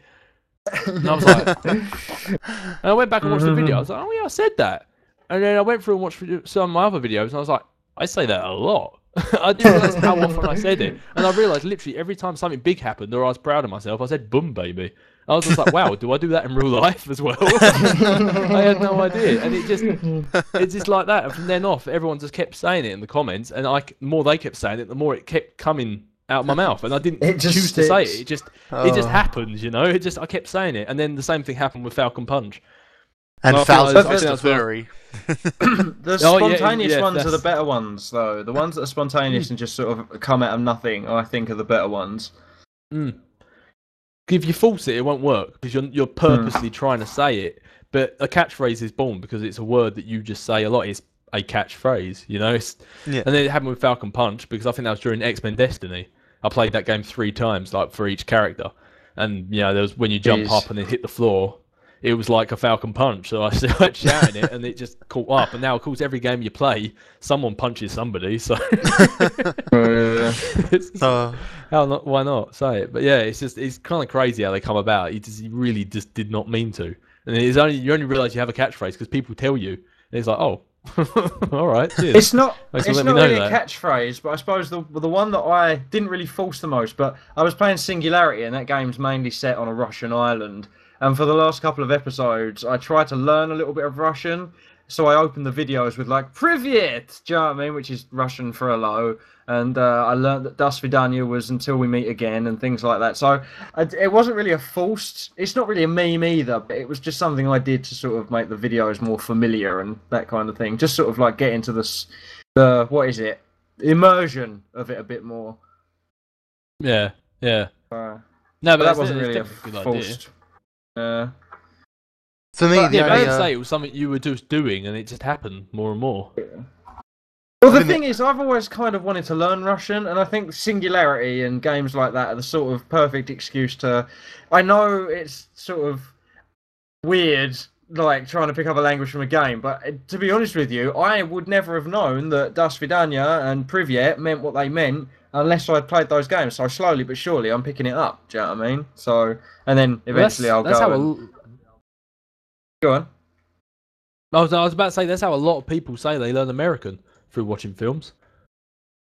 Oh So yeah, it doesn't sound silly at all that you'd learn it from a game if you play it enough. Yeah, no, just. I'm now no longer allowed to play Singularity. I've learned it's educational. Oh god. Educational, maybe for the language only. I don't think it's educational for any other purpose. Good game though. Definitely get it. Although, however, if this podcast goes out and Raven Software have joined in with Nintendo's whole ban on or not ban, but ad revenue thing, if Raven Software have done this, don't buy Singularity. But if they haven't, buy Singularity. It's an amazing game. Well, I know Just You saying. heard it here first. we have got Just a few saying. memes, don't we, on the old Yeah, we Chaos do. of Craft. We've got my catchphrase, of course, is secrets. Whenever I'm exploring, that's what I go. And that came about That during Quakeathon. Born from Quakeathon, yeah. Yeah. It's just Good like, old must find the Quakeathon. secrets. And then, If yeah. anybody's wondering, by the way, I don't know if we mentioned this last time, but Quakeathon actually raised £100 through the widget, which was the thing that we had to set up via Child's Play. But some people also donated outside of the widget because the widget wasn't actually working 100%. Like there were some transactions and things that weren't going through. So loads of other people donated outside of the widget that we had set up, and we must have raised at least £150, if not more, for Child's Play charity via Quakeathon, and we are definitely going to do it again next year. We're going to have a change of format. We're going to talk about, yes, Matt's put a smiley face in the comments box down there. We are definitely going to have a better schedule and that kind of thing. But yeah, we did raise quite a lot of money for Child's Play charity. So yeah, hopefully someone you know who's in hospital is getting a brand new DS because of Quakeathon. So oh, well done. Yeah, I didn't know it was good that fun. that much from it. That's quite cool. What was that? Yeah, that's pretty sweet. Yeah, that's not bad for 4 days of non-stop Quake gaming. Mm-hmm. And this is, hang on, I know we're sort of touching on catchphrase and things like that, but at the moment, I just want to quickly say, if you're thinking, oh, I'd really like to do something to help someone, but I don't have the money, I can't donate to a charity, blah, blah, blah, all this and that. If you get in touch with Child's Play and if you set up something, you can do the tiniest things to, like, what is it? Something about the smallest stone makes the biggest ripple and all this and that. Do you know what I mean? If you set your mind to something, get your friends involved, you don't have to donate directly, but your actions can cause other people to donate, and that way you are doing good. You're all doing good. Do you know what I mean? So if you can't donate in a monetary sense, you can still donate time and effort and that kind of thing. And I think that was one of the things Quakeathon really drove home with me, is that you don't have to have loads of money to make a change in someone's life. That's cool. So yeah, Exactly. there you go. Exactamundo. I would just like to say a big thank you to everyone who did donate, and anyone who just joined us to watch. Thank you very much. It was awesome time, and every little helps. It's all good. You are more legendary than us for playing. Do you know what I mean? We just played the games. You were there for either the whole thing or some bits and pieces, and you actually donated, and we just do what we do. Do you know what I mean? We just play video games. We had fun. There were some moments where we got a bit angry, and like obviously the game got really tough and things like that. But it was good fun overall, and we did good, and I think that's the main thing. And you can do too. Do you know what I mean? Take that away with you. You can do good too. This world needs more good. But I didn't mean to get all political on you there. So what are we talking about? Catchphrases and memes. Okay. Another one of the memes we have, which is my favourite probably, is "Ding dong, don't care." Ding dong, don't care. That was Awesome Endeavours, and we That love was. Awesome Endeavours for that. He is the best. I think it was actually his brother or someone, wasn't it? Come on. I think it was him that said it, and then his brother was like, "I love that your response." It's just some of the most random things. He was doing a little test on his video, and they started talking on some really random shit, and then it was like, and you know what? It's like, "Ding dong, don't care," and it was like, what the hell? Where did this come from? That sounds like such a cheerleader sort of thing to say, doesn't it? Ding dong, don't care. That was oh my his very gosh, first right. podcast clip. His very first clip Endeavours, on the podcast. we miss you. We miss you, Endeavours. He's probably off miss doing the you. gamer tag that we set him. Yeah, check out Gamertag. Let's hope he hurry up with that. Hurry up, Endeavours. Rah. Well, that's I the wanna thing see with Gamertag. You can be casual about the Yes, Gamertag, just yes. as long as you don't take forever. Do you know what I mean? You can be casual with it. So, one of those things. Because I mean, I set mine to Peacemaker. I don't know if Dave, you've just recently sort of joined the whole Gamertag idea, haven't you? Like you're new to it, as it were. Yeah, Matt explained it to me a little while ago. Well, I think maybe the best way to explain it is it's like if you're into rap and things like that, it's quite easy to understand because it's just like a cipher. But instead of spitting bars, as it is known in the industry, you play games. So what we've done is we play a clip from our favourite game or our best game. Like say we got 1 million or 20 billion on Geometry Wars, then that would probably make for quite entertaining video because it gets quite tense later on. But I did Sonic 3 and Knuckles for my gamer tag, and then at the end of my video, I tagged Peacemaker. And I think it took him about 2 months or something to get up to a part in Final Fantasy that he wanted to do. Yeah, exactly. He wanted to get to the end of Final Fantasy to do the boss, and he did that successfully. But again, that took him about 2 months, and then at the end of that, I think he tagged Matt. And Matt, you did your favourite level from one of the Doom games, eh? Doom 2 and level 8, Tricks and Traps. Yeah, and then you tagged the super illustrious, awesome endeavours, and we don't know what he's going to do yet. But we found a problem. You can't record Red Alert 2, which is a bit of a shame, because I know a lot of people would like to do that, and you can't record certain other games, and it's just, sometimes, but it is good. Gamer tag is the one, and I'm sure that you will eventually get a tag sooner or later, Captain of Dave. Undoubtedly. Yes. Yeah, man. So get someone to give you a tag, certainly, sir. Yeah. Or it'll probably. It's good that you said that. Go on. That's right. I was just going to say it's good that there isn't sort of like there's no hurry on it. If you see what I mean. 'Cause as I said, things would take me some time, unfortunately, which I really hate. But.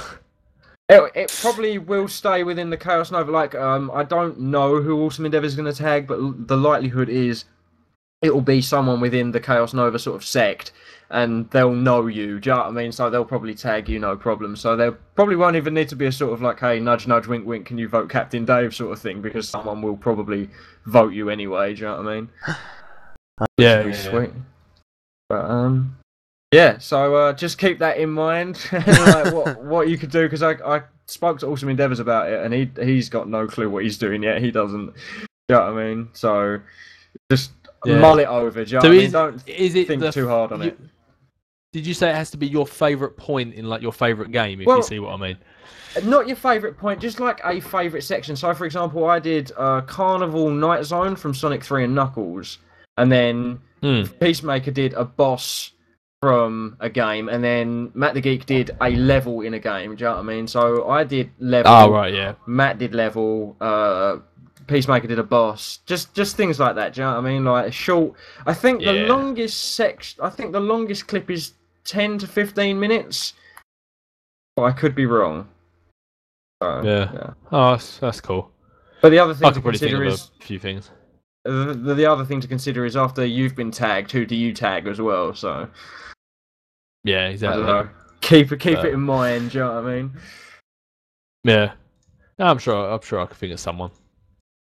If in doubt, can you re-tag people who've already been tagged? We don't really encourage it, but I suppose if desperate times call for it, do you know what I mean? But I think 9 times out of 10 we'll be able to find. If you're really struggling for someone to tag, I'm pretty sure we'll be able to team you up with someone who you'll eventually want to tag. Do you know what I mean? And that's the other thing. The other thing with being being able to take it casually with the gamer tag is the fact that you can spend your time getting to know someone that you really like, and do you know what I mean? Sort of just build the relationship and then tag them. So it's just things like that. Well, I could have an idea for that actually. What if we ask everyone if they would like to be a part of this? We could put them to a list, and if someone can't think of anyone to tag, we can give them that list and see if there's anyone in there they'd like to tag. Oh, yeah, that's a good idea. Cool idea. Because at some point it would have to end, because eventually everyone would have gone round. So putting it out to the public. Well, the other thing is it works on the sounds like a smart idea. The other thing is it sort of works on the 6 degrees of separation thing, because they just say in the realm that is, we had Matt tag Necroscope. Just say for example, and then Necroscope would tag one of his bigger friends, do you know what I mean? And then because of that, they'd come back and watch where Gamertag started, and then they'd sort of see what we're all about as well, do you know what I mean? So it sort of builds and builds and builds, and we were thinking if it becomes successful enough, maybe after the 50th Gamertag, we start turning it into a charity event, like a sponsorship to get to 100, sponsorship to get to 200, that kind of deal. So again, raising money for Child's Play charity, or one of the charities that we trust. Yeah. I will take this moment just to say that the official playlist for Gamertag is on ChaosNova.com, so anything that will be from this official line of Gamertag will go onto there.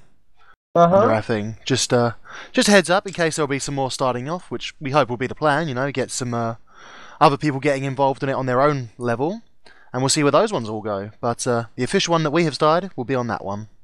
And maybe other people will start their own. And if there are other gamer tags going, then we'll see if we can have like cross gamer tags and things like that. Just sort of like tag and things like that. I don't know. We'll see when we get there. Do you know what I mean? But what the bloody hell were we talking about? Catchphrases, memes. And then we went on to Ding Dong Don't Care, Awesome Endeavours, and then we went on to Gamer Tag through there. I think my only catchphrase really is "run away" when I'm confronted with either an Enderman or a frightening thing in. If I'm being shot at as well, I think if you watch Syndicate or Singularity, whenever someone's shooting at me and I'm low on health, I run away, I don't want to be here. If you're gonna have a catchphrase, "run away" is one that will do you well. Yes, It will come in handy, that one. Yeah. It works especially well in Dota 2 as well.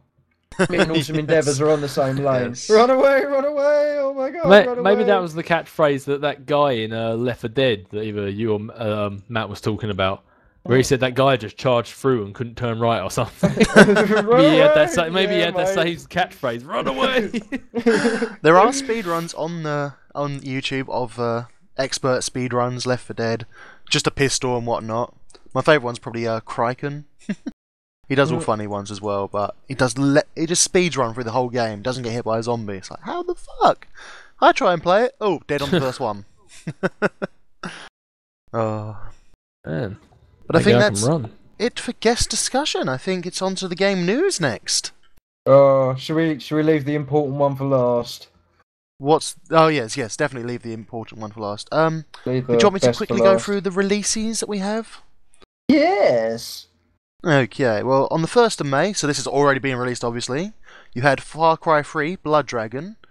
Now, game, oh my god, that game looks incredible. That is, sorry, I know I've sort of just stolen everything you were going to say.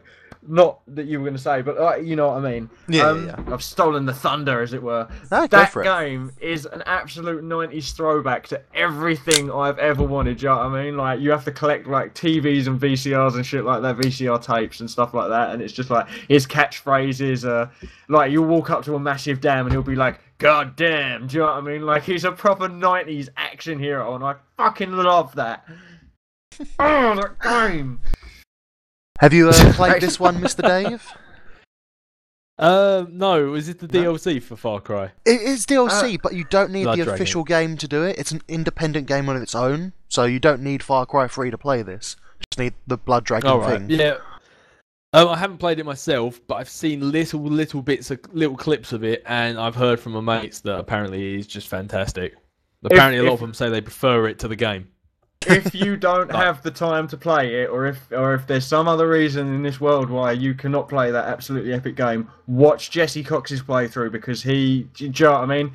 He's of the perfect generation of the sort of 90s action hero. He sort of goes along and he makes up his own sort of 90s quotes, do you know what I mean? Like, and things like that. Like, he'll set someone on fire with a Molotov and be like, "Oh, it seems like you were intoxicated," do you know what I mean? And things like that. And it's just like, yeah, 90s throwback, I love it.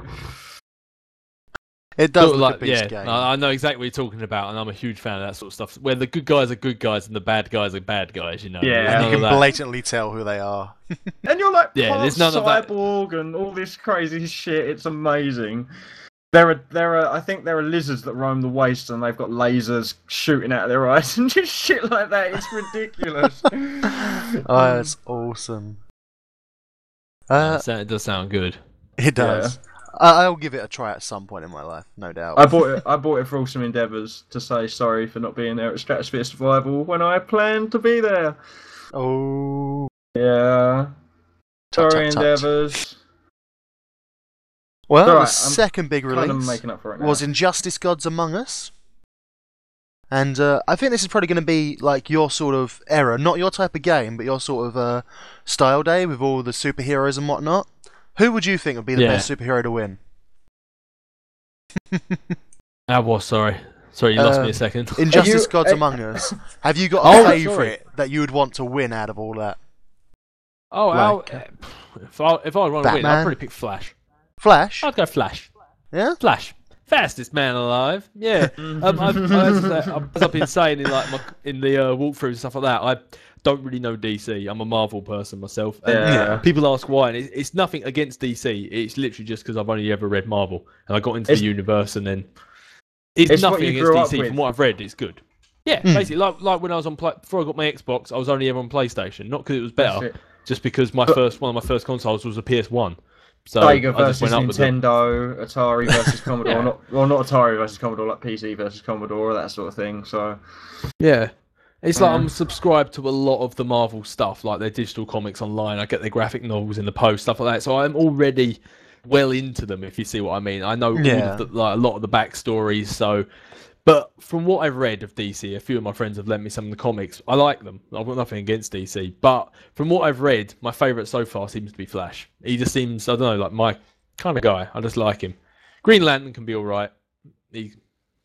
And do you know what? I like Batman since reading the comics. Never really was a huge fan of his, even during the films, the Dark Knight films. I thought he was all right, but I was never a huge fan of the sort of overly serious superheroes. I don't know why. I just thought they're I'm a bit kind of like, dude, come on, lighten up a little bit. But after reading the comics, Batman actually is a badass. He is actually pretty cool. Yeah. Yeah. In the films, he's just all like, "Oh, I'm Batman." But reading the comics, you're like, okay. Yeah, you're like, okay, now I see why Batman is Batman. You know, he's a badass when you read the comics. But no, from what I read, they've done this whole new 52 thing. And it's sort of like revamping it again. Marvel tried to copy it and it didn't quite work. But I read the new 52 Justice League, which is sort of like how they've reformed again, but sort of done newer, so people can try and get into it now. And also read this comic arc called Flashpoint, where it's like how he ends up going back in time, or the time gets altered, or something like that. But yeah, Flash. If I had to pick one of them, it'd definitely be Flash. That is He a seems the superhero that would coolest. be everybody else. Flash. Oh. Yeah. Well, the thing is, That's a good there's no reason choice. why he can't.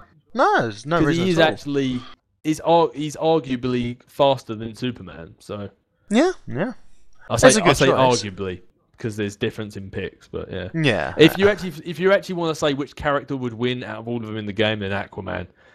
Overpowered. Overpowered as fuck, that character. I don't know if you My saw God. the advert with Jay and Silent Bob, but when they're trying to sell Injustice Gods Among Us, one of the points where Jay has just beaten Silent Bob, and he throws the controller away, and he's like, "Yeah, Aquaman got mad sharks." It's just the funniest thing I've ever seen. It's brilliant. He does. He's It's out of space and he fantastic. freaking brings the shark out. It's like, what? So how did they get there? It's like, no wonder why he ate the enemy. I mean, after that journey, I'd be hungry too. It's like, Jesus. Oh, it's awesome. That is Yeah. awesome. See, everyone underestimates him. He's going to be the dark horse, Oh, yeah. the dark fish. You got Although the dark when I knight, played- and you got the when I dark played- fish.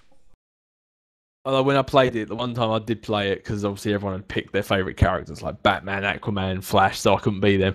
I flicked between Solomon Grundy and the Joker, just because. Solomon Just because I Grundy. can. Exactly. Joker is probably the only sort of clown type that doesn't freak me out. I can look at Joker. There's no problems there. Do you know what I mean? Every other clown Yeah. in the universe, I just want to curl up, mate. It's not funny. When we played I Killing think, Floor, I think we went with everyone Carnival. agrees with you on that. I don't mind. Clowns are just horrible don't things. Scare me. Clowns do not. My frighten friends me don't at all. appreciate it. They put things in Facebook like, share this if your friends are scared of clowns, and it's the fucking clown from It's what a is it? picture of a... Yes, Tim Curry. Oh, Yeah. oh. It's like, Might if have your to friends carry are on afraid without of me for a clowns, few look at this minutes. clown. Yeah, exactly. I honestly get the feeling if it wasn't for Madagascar 3, the circus business would have went out by now. Yeah. If it wasn't for that film, no kid would go to a circus these days. They don't even have animals anymore, do they? So No. Circuses are well outdated. Watch it on YouTube. But then, Yes, if we that's release exactly the- what I say about the zoo. I'm like, why should I pay the silly amount of money to go watch a tiger sit at the same spot he sat 2 years ago when I could go watch like him take down I A don't know, leopard. a zebra or something? Yeah, exactly. Tiger fights leopard. Who will win? Yeah. The one with the biggest I mean, balls. I've gone to the nearest zoo to us like so many times now, and every time that orangutan just sits there with that rag on his head in the exact same fucking place every time, and I'm like, I've just paid 20 quid to come in here, and he's sitting in the same place he was 2 years ago. And a lot of people go, well, he's just an animal, and I'm like, why are you paying to go see him? Photographs. Oh. Just take. You should have taken. That's where you fell down. You should have taken photographs 2 years prior, and then any time you get an urge to go to the zoo, you just put them up around your apartment, and walk around your apartment, and be like, "Oh, look, there are the giraffes." Do you know what I mean? Oh, look, there are the tigers. Like, Or do one better. Or do one better. Set up like a little chalet bit just in the car park of the zoo with all the pictures, and just charge them like £2 instead. And be like, it's exactly the same layout as the zoo, and this is what they'll be doing, guaranteed. All right, so just look at my pictures. You'd probably get more revenue than the zoo if you also covered the cars in sort of like, say, fur stripes for tigers and like rhinos and shit like that. You'd cover them, and then like you'd probably get more audience in the car park just because you've done some weird thing with photographs and all these cars that you've covered to look like animals. You'd probably pull more than the zoo these days, because zoos are going horribly out of fashion, I feel. Like circuses, like you say. If they're willing to pay me a little bit extra, I'll even give them like the real life experience and fling some feces at their window if they really want to. You know? Be like, here's the monkey. He's like extra £10, and I throw my poo at your window. Job done. I don't even know how we started talking about this now. If we've gone off again. I have no idea. It just happens.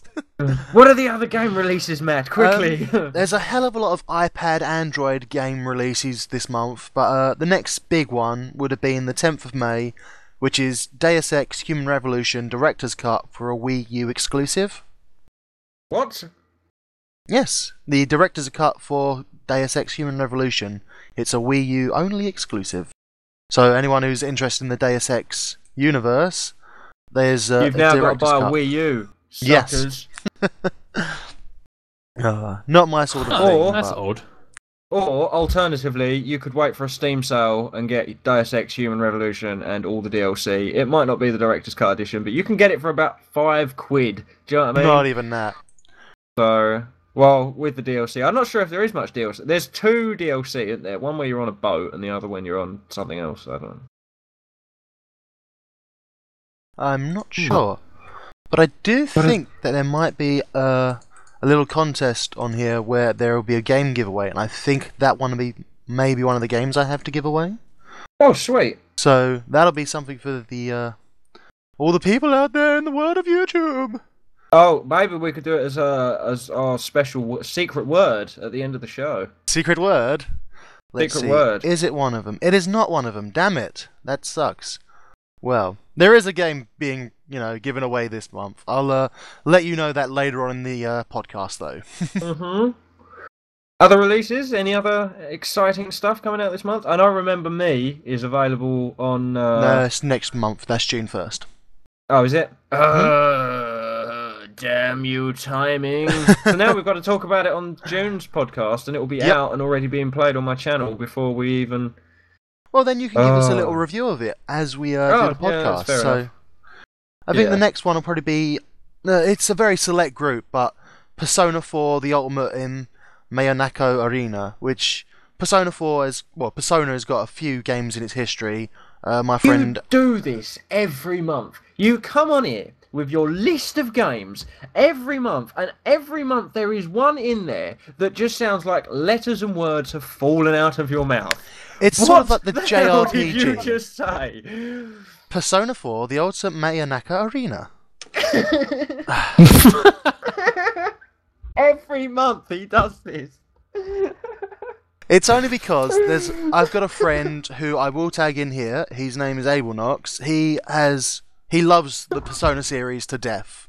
He absolutely loves them. He's got all the games. He gets them pre-ordered. So for the people out there who are a big fan of it, there's that out there. I don't understand.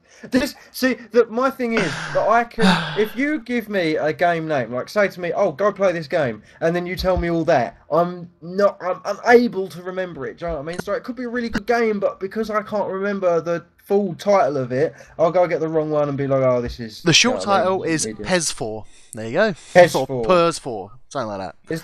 Okay. I'll try That's and the remember short that and version. have a look. But it's for the sort of select people, it's not going to be like, oh, I've never heard of this game, let's buy it. It's going, oh, I love this series, I'll continue to buy games in this series. So, We would like to go, a little bit to the side for people who are interested in that sort of thing. Come on now. You're telling me off now. I am You're telling like, you look, off. You tell me off, I tell you off. we need to incorporate for the people who are still playing JRPGs that aren't Final Fantasy. That small minority. There's some Hi guys. calling out there for it, otherwise they wouldn't make them. Yeah, I suppose. I suppose the biggest release for this month would be Metro Last Light, which was released on the 17th. And I believe that there's a little bit of something you'd like to say about that, isn't there, Nux? Or is that coming later? In my gamer's rage, and we can sort of touch on this now, Metro was released, Last Light was released this month, and it got rave reviews, all this and that, but they've started selling difficulty levels as DLC. And I don't know if that strikes anyone as a bit odd, but they've started selling difficulty levels as DLC, and we always joked about this. We were all like, stupid. I don't know if like the pre-chats on ages ago, but I don't know if we mentioned it as difficulty or like they were going to charge us to create characters in games, or they were going to charge us for every level or something stupid like that. And they actually are charging us for difficulties now. So yeah, I'm going to touch on that later in my Gamer's Rage. But Metro Last Light looks like a fantastic game, but I am actually boycotting. I know I'm probably me with my 100 subscribers. Yes, boycott them. It's not like, I mean, it's probably not going to make much difference. But the point is, I refuse to support a company that believes that selling difficulty is a good thing, is an acceptable business practice within the world of gaming. I don't think that's not right. That's ridiculous. What happened to the good old days of you complete it on normal to unlock hard, so you play the game again? I thought that was the whole point. Yeah, play that was a good strategy. But that was the whole point, so you play their game more. I think the only way you could actually get it was by pre-ordering it. I don't think you can actually get it as DLC. So it's a pre-order bonus, but they're gonna time release it in a few months or a few weeks as extra DLC that you can buy. So I think if you pre-ordered it, the game was an extra $5. Oh no, hang on. The DLC. There was something about the DLC being like $5. I remember this much because Angry Joe made a video about it, and then I think Total Biscuit made a video about it as well. And yeah, basically $5 for the extra Ranger mode, I think it's called, where there's less ammo in the game. It's like the super hard difficulty, basically. The enemies are tougher, etc. Realistic mode, basically. Yeah, basically. It removes your heads-up display, all that kind of stuff to give you more immersion. And I just think, selling difficulty as a... But yeah, we'll touch on this later on, But yeah, Gamer's Rage, probably going to be the one that's caused the most controversy news for this month, really. I don't know. No? Nintendo? No, that's for the game-wise. Yes. There's another one you've got, which is the 22nd of May, which is tomorrow? No, 3 days' time.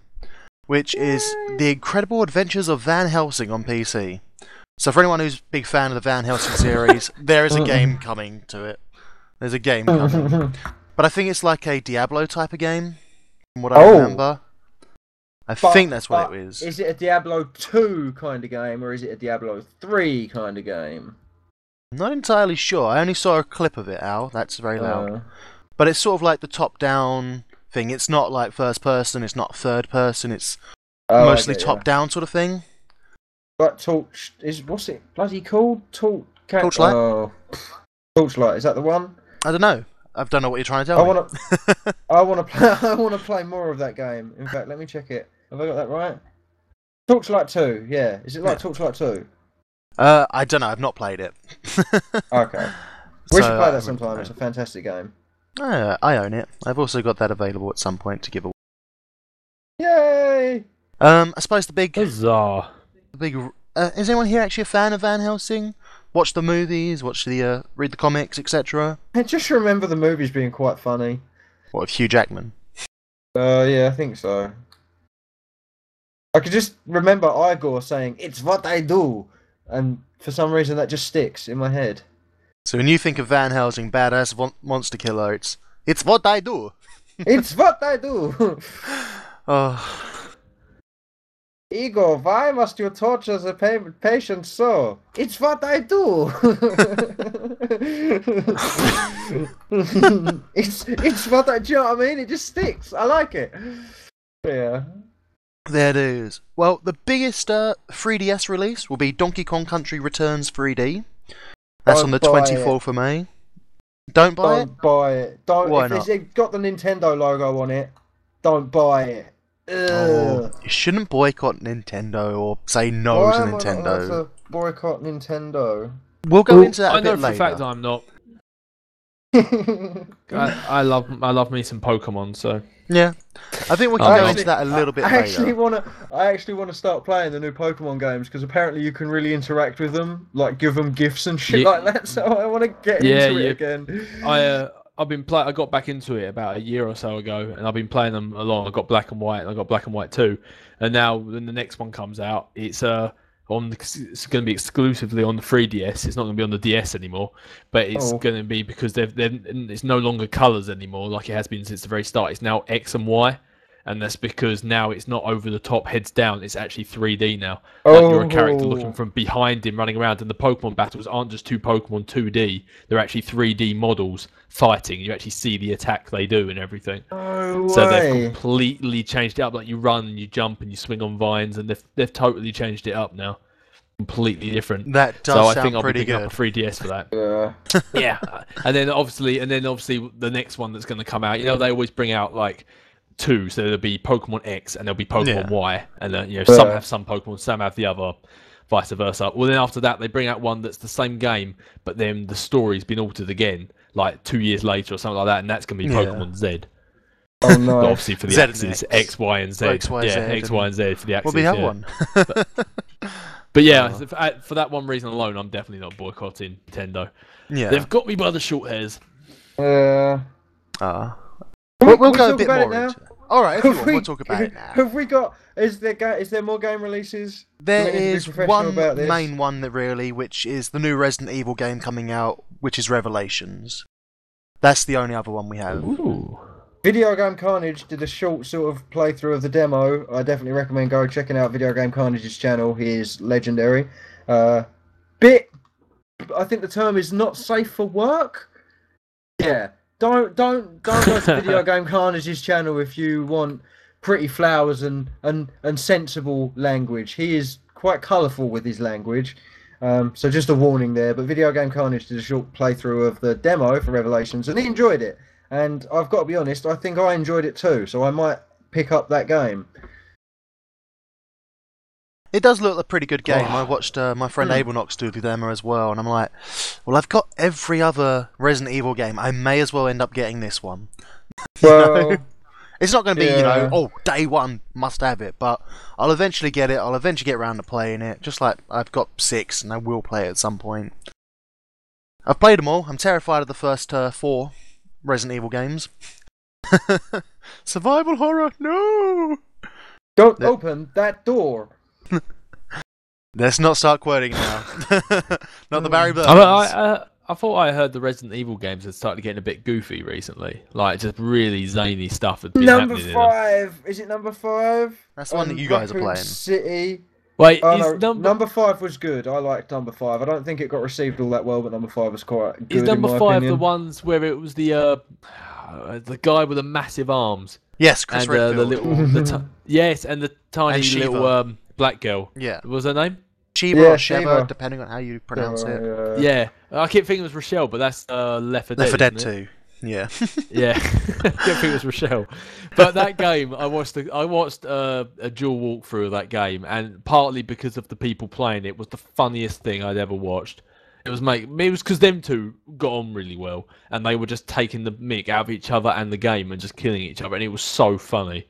It was like everything they did. Every time you killed snakes and eggs would fall out of them or something. Yeah. And every time the guy picked him up, he was like, "I need the protein for my biceps." Oh man! You kind of had to be there, but it was just cracking me up. Oh no, I understand completely. Yeah, Resident Evil 5 was good. Resident Evil Raccoon City was a farce. Oh, that's I can remember. Oh yeah, Raccoon City Operation or Operation Raccoon City. That's the one. Yeah, don't even go there. And then Resident Evil 6, I haven't even looked at, but this It's only a Revelations tenner, that's coming out. so that's how good it is. It's a tenner Yeah. after what? It's only 3 £10. months? That came out like 6 months ago, didn't it? Yeah. It's already a tenner. I bought it That's 2 months bad. ago for a tenner. You know, HMV, £10. Definitely And worth you've got it. it in HMV. They're Yeah. expensive. There was a Yeah. tenner in there. This God, was it must just be like a after fiver everywhere the else. liquidation went out. It's just like, oh, we're not actually liquidising anymore. Push their prices back up. That Jesus was still a tenner.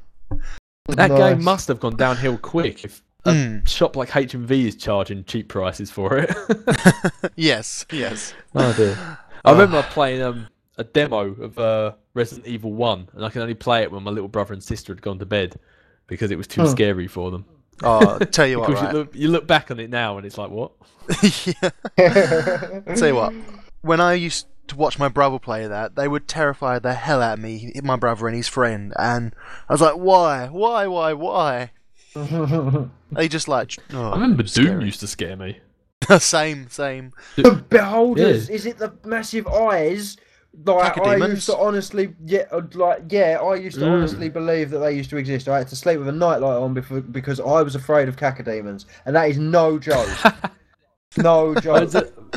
I used to go around my best mate's house, and Doom was the third game I'd ever got on the PlayStation. And bear in mind, I was severely underage to play it. I'd go around my mate's house, and I'd like go around his house and stay around there and whatever. We'd be sitting there in our sleeping bags with a bag of Doritos in front of us, lights out in the room, just playing Doom on his big TV with surround sound. And you know, you had those rooms where it's pitch black. And there's just a flashing Yeah. light somewhere. And we'd be chatting, but then we'd go in that room and we'd both go silent. And then all you hear from just behind you suddenly was, "Waha." And we'd be like, "Fuck!" It was the best experience ever. Just a tiny little "Waha." Scare the hell out of us, and then all hell would break loose. But it's such a fun game. So good. No. Any other game releases this month? No, that's it. We can move on to the big news. Okay. Come, let's approach the elephant that's in the room. Let's talk about Nintendo. Okay, look, right. Nintendo. I will address you directly. The people who you are shutting down are the people who are supporting you the most, okay? So the people who are playing through your games solely, do you know what I mean? The people who are putting their entire channels into highlighting and showcasing your games are the people you are hurting the most. If they rely on their ad revenue to exist as a family or whatever, or just someone who's trying to make it in this world, please do not take that away from them. That is literally all I want to say on this. That you possibly are wrecking livelihoods. Fair enough. Right, right, and this is where the grey area is. It's your content, yeah, fair enough, that they're playing over. But sometimes, in the case of Minecraft, you can get a lot of hype generated about your game. And in other cases, people who are watching these Let's Plays are probably never going to buy the game in the first place anyway. Do you know what I mean? Like, they either haven't got the time, or they haven't got the money, or they haven't got the system. Like, for example, I'm never going to buy Lego City Undercover, but I'm enjoying Good's playthrough of it immensely. And if there's a way that I can sort of support Good for doing his commentary over the top of it, I'll do it. He's already paid for the game. It should basically be his right to do what he wants with it, bar pirate it and copy it and sell it on. Do you know what I mean? Like, I would never go out and buy Lego City Undercover. I'd like to sort of know the storyline and everything that's going on, but I'm also there for Good and to see what he adds to the playthrough. And really, I think this should kind of be covered under the what is it? Fair The use. Parody Act. If it's covered under the sort of Parody Act where you take something and you manipulate it in a way to make it funny, where do you draw the line between someone who's just doing commentary and is like really dull and boring about it, and where someone's doing jokes and stuff like that over the top of it and they're making it their own experience? Because every time someone goes through a game, no one is going to take the exact same set of steps, or they're not going to level up their character in the exact same way. You add something to that game. So, like, it's an interactive media, if you will. You are what makes that game enjoyable. And to not shut people down, but to take people's ad revenue away from them because they are highlighting and showcasing your games and being really supportive of your company and buying your games in the first place. Bad move, Nintendo. I'm sorry, that's all I want to say on that, but bad fucking move, Nintendo. I do have a few things about that, but I'll let Dave go first. Yeah, I was about to say, I think they might be the same things as you. Is that I agree and I disagree on certain points. Because the fact is, those people can still make those videos to do with Nintendo. Like, someone wants to upload Pokemon or, I don't know, just random I think Nintendo it's just sort game of like number Mario... 252. Exactly, I think it's just sort of like the Marios and the Zelda. sort of very mainstream Metroids and things like that. The thing is, they can still upload whatever they like. They just can't earn money for it. And I agree and I disagree with one point that you were saying about people watching the videos. Because the amount of times people have watched my videos and gone out and bought the game because of my walkthrough, that is a reason why what they've done is stupid. Because people would have bought the game if they're uploading stuff, and if they're not earning revenue on it, there's a good chance they're going to stop uploading it unless that's the main focus of their channel. So they've shot themselves in the foot in that way. But then from the same perspective where you said you would never play that game, you would never have bought it, then I can see why they did it as a good thing. Because by people making content of their videos, people who maybe wanted to see the game but would never pay money for it are now going to get to see the game for free. If you see what I mean, which means they're losing out on money because they've made this game and now someone's basically, it's like watching a pirate film. They've managed to see the film without paying for it, if you see what I mean. Yeah, I can understand the point of view, yeah, definitely. If they watch the walkthrough and then go out and buy it, then no, Nintendo have shot themselves in the foot. But on the other perspective, but I think it comes down to it's like, are people still going to upload Nintendo stuff now they're not earning money? That's the question in my mind. I think a good point that Total Biscuit touched on was that if people would much rather watch your games than play them, then there is something fundamentally wrong with the way you're designing games, if that makes sense. True. So that was just the point that TB touched on, and just like with Minecraft, and in sort of indirectly, when you do Let's Plays and that of Minecraft, you sort of buy other accounts for people and do giveaways with games and that kind of thing, which sort of directly bolsters the market. But if, like TB said, if you're making games that no one wants to play, then something's wrong. Do you know what I mean? There needs to be something different happen there. I think what they're trying to do is now everyone's finally coming around to realising that the internet's a big thing, quite often in many cases bigger than TV. Some channels definitely are bigger than some TV shows, like viewer-wise. Absolutely. But I think what Nintendo are doing, they are realising that this many people are watching this sort of stuff, and they're trying to think, well, if these people are going to be watching our game and these people are going to be earning money from our game, then they want to be in charge of it. So I think they're still willing to let people earn money, but they're going to be earning money from Nintendo as opposed to just some random partner program out on YouTube. I think they're just basically, they want to control it. Well, the other thing is, if you're partnered, your partnership, or the people you're partnered with, should have a contract with like Nintendo, EA, all this sort of thing to showcase and allow Let's Plays of these games, basically. So... That's why they spend so much money on lawyers and that. That's why the Game Station have got like lawyers that are just there all the time. Do you know what I mean? To sort this sort of stuff out. So I don't know. It's a grey area. Well, the thing is, when watching some YouTubers, one in particular, Chugga Conroy, and joint channel with other ones called the Runaway Guys, that made me want to go out and buy a Wii. So I actually went out, I bought a Wii, I bought some games for it. I've not played it yet, but I went out and bought it just because of how much fun they were having with it. And I think, if they can do that, it's like, wow, you've just made, 80 quid. Well done. Just because I watched it on YouTube. So I think if you're going to start saying to people, well, you've made 80 quid for us, but we want a bit more, it's starting to get a little bit on the greedy side. But I do 100% agree that it is all their content. All we provide is a voiceover. And at the end of the day, they're still allowing us to show their content. So we can still get it out there, but we just won't get paid for it. As opposed to the alternative, they just remove it. So you can't upload it, you get in trouble for it, you get a lawsuit. I think they're kind of saying, yeah, sure, you can do it legally, you're not going to get in trouble, but we want the money for it.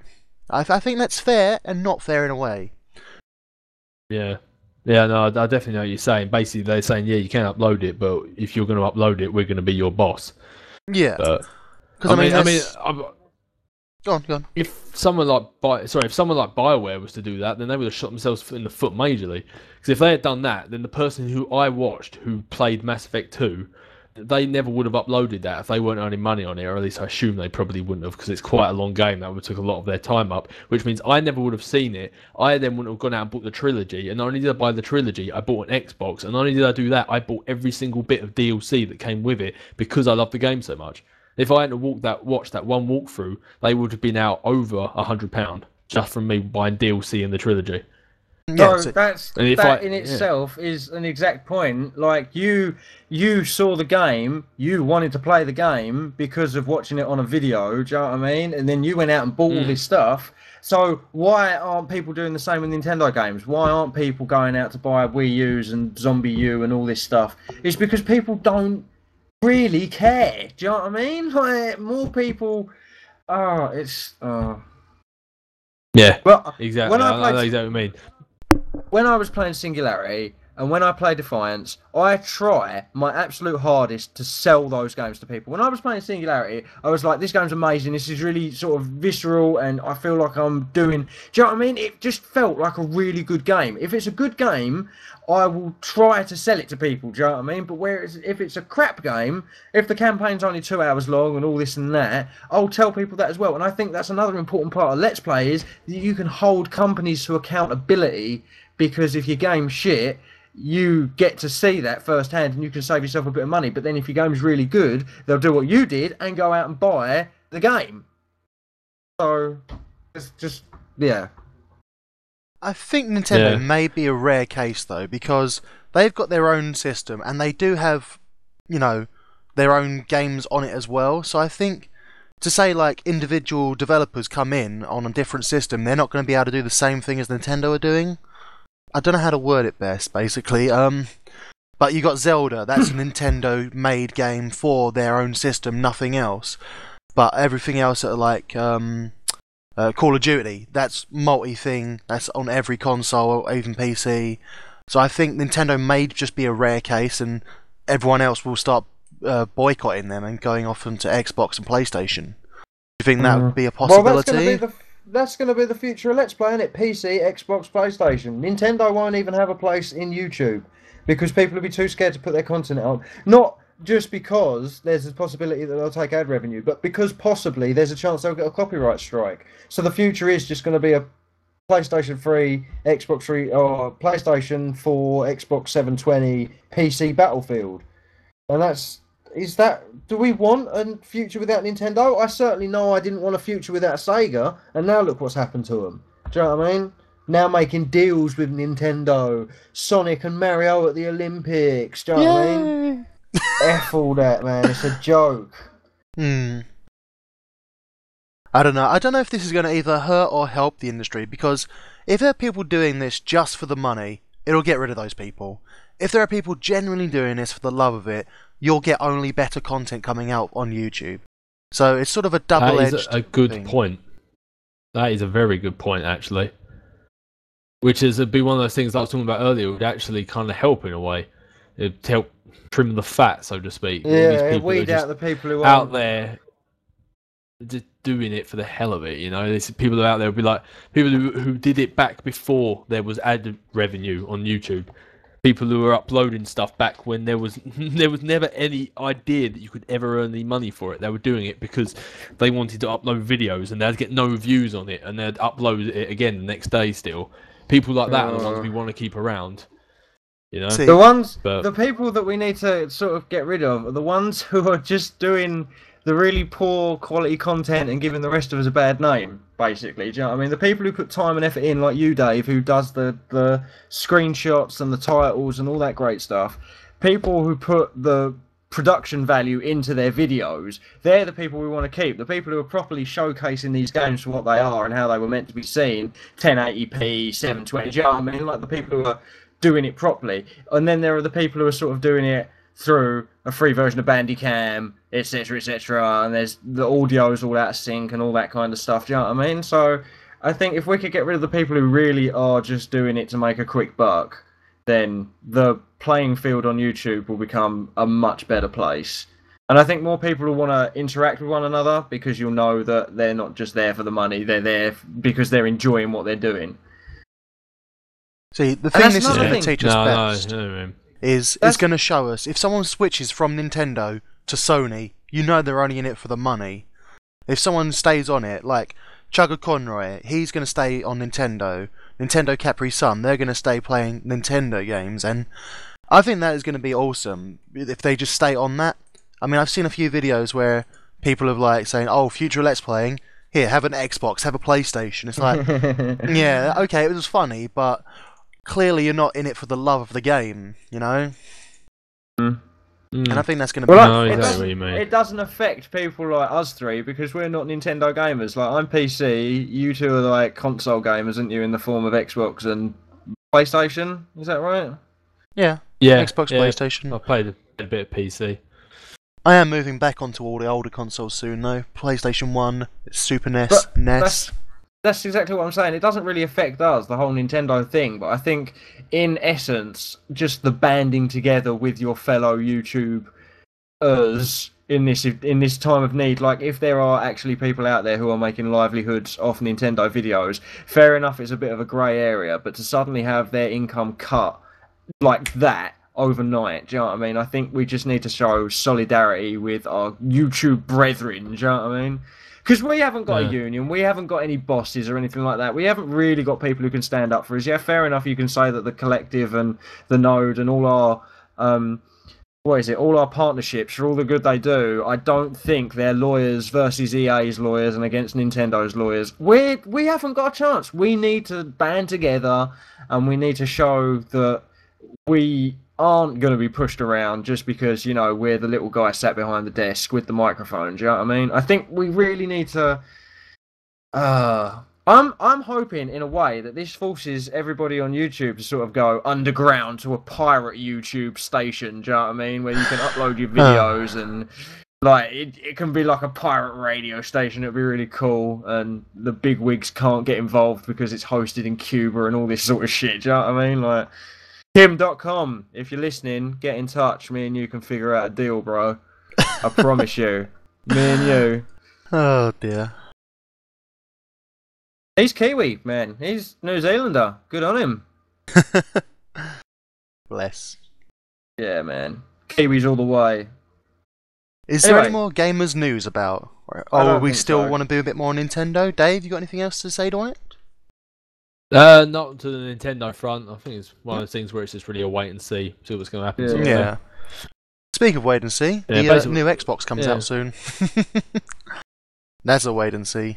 2 days that comes out. Actually, well, the news might about not help the conversation, but I actually know squat about both the Xbox and the supposed PlayStation.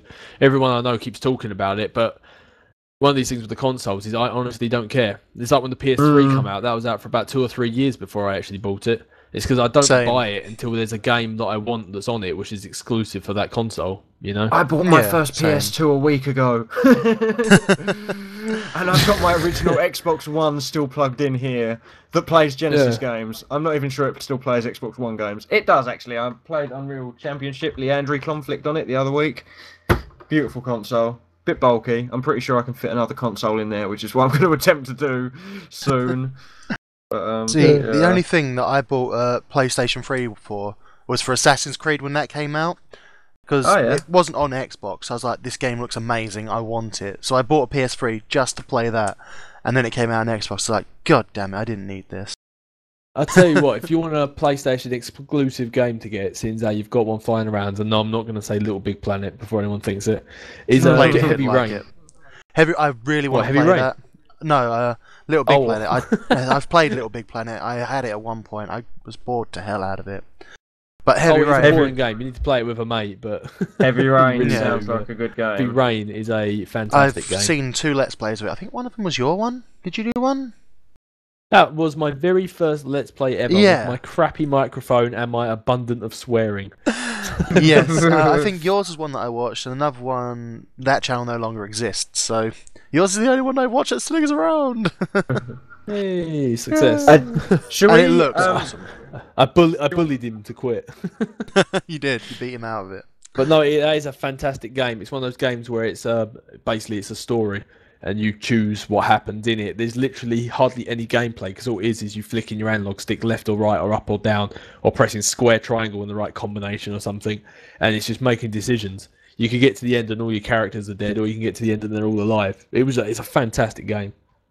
It looked so There's a good. new one coming out. There's a new one coming out. It's very similar. It's got Ellen Page in it. Yeah, it's really good. I don't mean to interrupt, but should we do Gamers Rage after the break? Yes, I think we need to take a little break. Yes, because my bladder's going to explode. Yeah, I'm on exactly the same page, bro. Don't worry. So if when we were take talking a about little break Nintendo, now... I was walking around. yeah. Oh god. Yes. All right then. Well, we're going to take a little break here, guys, and we will catch you on the flip side of this break. Enjoy the little video clips that we've prepared for you, and we will see you soon, guys. Do do do do do do do do do do do do do do do do do. You're on a break. User.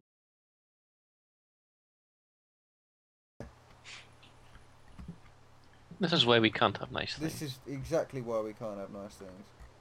That's the grabby beetle of doom. Yeah. You guys are in for a real treat.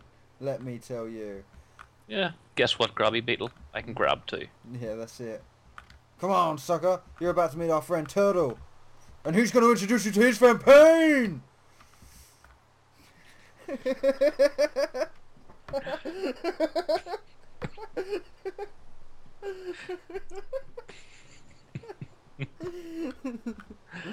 Oh dear. Oh my god. I think if you actually upload this video, some shrink is going to see it and have you certified. That is it.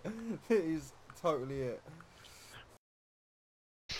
Hi guys, Peacemaker here with Matt the Geek, and today we're going to be pissing about on this adventure map called Wrath of the Fallen by the very, very technical Hypixel. He's an awesome builder though. I did do a little bit of a look around before on a solo world and it looks epic, so I'm really looking forward to this. Hello Matt the Geek! Hello, Peacemaker! Brilliant, okay, so let's have a little look around the room. Can you see me? I can see something that resembles you. I can't see you, I can't touch you. I'm John Cena, baby! Oh. Please make sure you read the map details. Yes, well, that's already done. I've set all this up. I've done all this. This is okay. You must be this high to ride on this adventure map. There's no G! And this is the tutorial room. So shall we set the difficulty and then get to it? Yes! What do we reckon we should do the difficulty on? You want... which one? You want hard? No, Screw no. yourself, man. Apparently We're gonna it's die. recommended to do easy, so let's do that.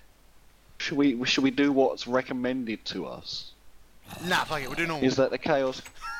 No!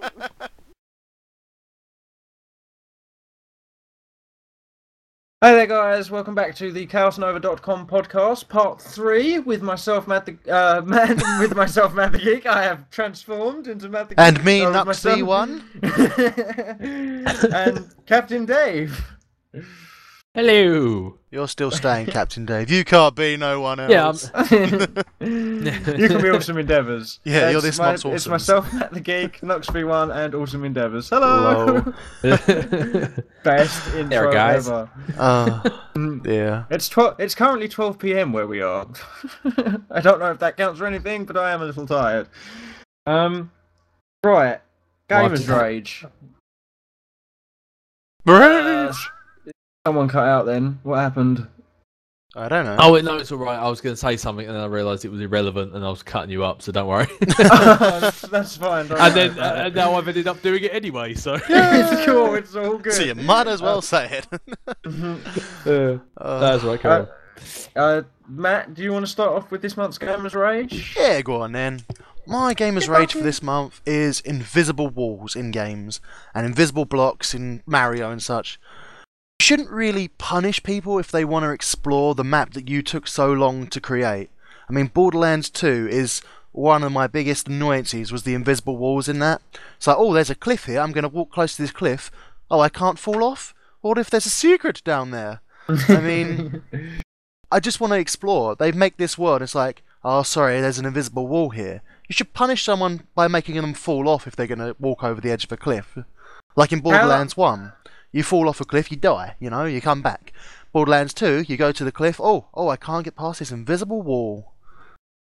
How do you feel about things like, you know, the Tucker 9 setup that we've got on the Chaoscraft server? You know how it's sort of closed in, but there's a story behind it. It's in a canyon valley, do you know what I mean? Like, it's meant to be in this sort of valleyed area. That's not like an invisible wall, is it? That's like that's part an actual of the wall. scenery. Yeah. I mean, actual walls are fine, but it's when you're trying to explore something, and you know there's something around there, you just can't get there because they've put a force field on it. Dead Island did it as well. A few others did it. It's just like, but I can walk there. I know exactly what you're talking Why about. can't I get there? To be honest, it sounds like, I mean, obviously I'm very new to it, but bear in mind I'm on a gaming course as well. As I say, I'm quite early on in it, so I don't know a lot. But it sounds like to me it's just very lazy developing. That's what it sounds like. It's like they can't be asked to create a wall or a mountain, so they make it a cliff face, and that way all they've got to do is put in a background. But then they're too lazy to even code in a death scene where you fall off the edge. So they just put up an invisible wall where they would originally have the mountain that they were too lazy to create. You know, and it's and they just go along with the prefaces of, nah, they're never going to come down here. It's just like, well, Matt the Geek did. So. Matt the Geek does stupid things. I made a car climb a tree. Looking for secrets, yes. Looking for secrets. I will do things that people don't expect to happen. Like they think, no one would ever do this in the game. I'm going to do it. Yeah. It's like trying to jump over a fence. I will jump over this fence one way or another. If I've got to climb on something to get over it, I will get over there. And it's like an invisible wall. You know, it'd be a good game, a good job for you, Matt. It'd be one of those QA game testers. And I really want to be a beta tester. Yeah, their job is to play the game over and over and over again, and literally just stand up against the wall and hop at it and go along the wall and just literally play one level to death to try and find every bug and glitch ever possible. So then that way the game can like correct it before it's ever released. See, I really want to do that, but I have no idea how to get into that business. Yeah, there's a website that I don't mean to promote like a crazy ass website, but back in the day there used to be a website where you could sign up for sort of like, you gave them your email address and ticked boxes depending on what you wanted to be. So if you had programming skills, game design skills, level design, quality assurance testing, that kind of thing, you could preference it, and then they'd give you jobs in your sort of area or where you could move to, and they'd email you those job sort of vacancies. Quality testing, gaming, do you know what I mean? Like level design, that kind of stuff. So yeah, I don't know if that website's still out there, but you're more than welcome to check it out if you can find it. I'll give it a go. I mean, it's beta testing, I want to get into that, and voice acting. Those are the two things I'd love to do in the video game voice industry. acting would be fantastic. I kind of already have. What was that? I saw something about that. I didn't get to actually see what it was though.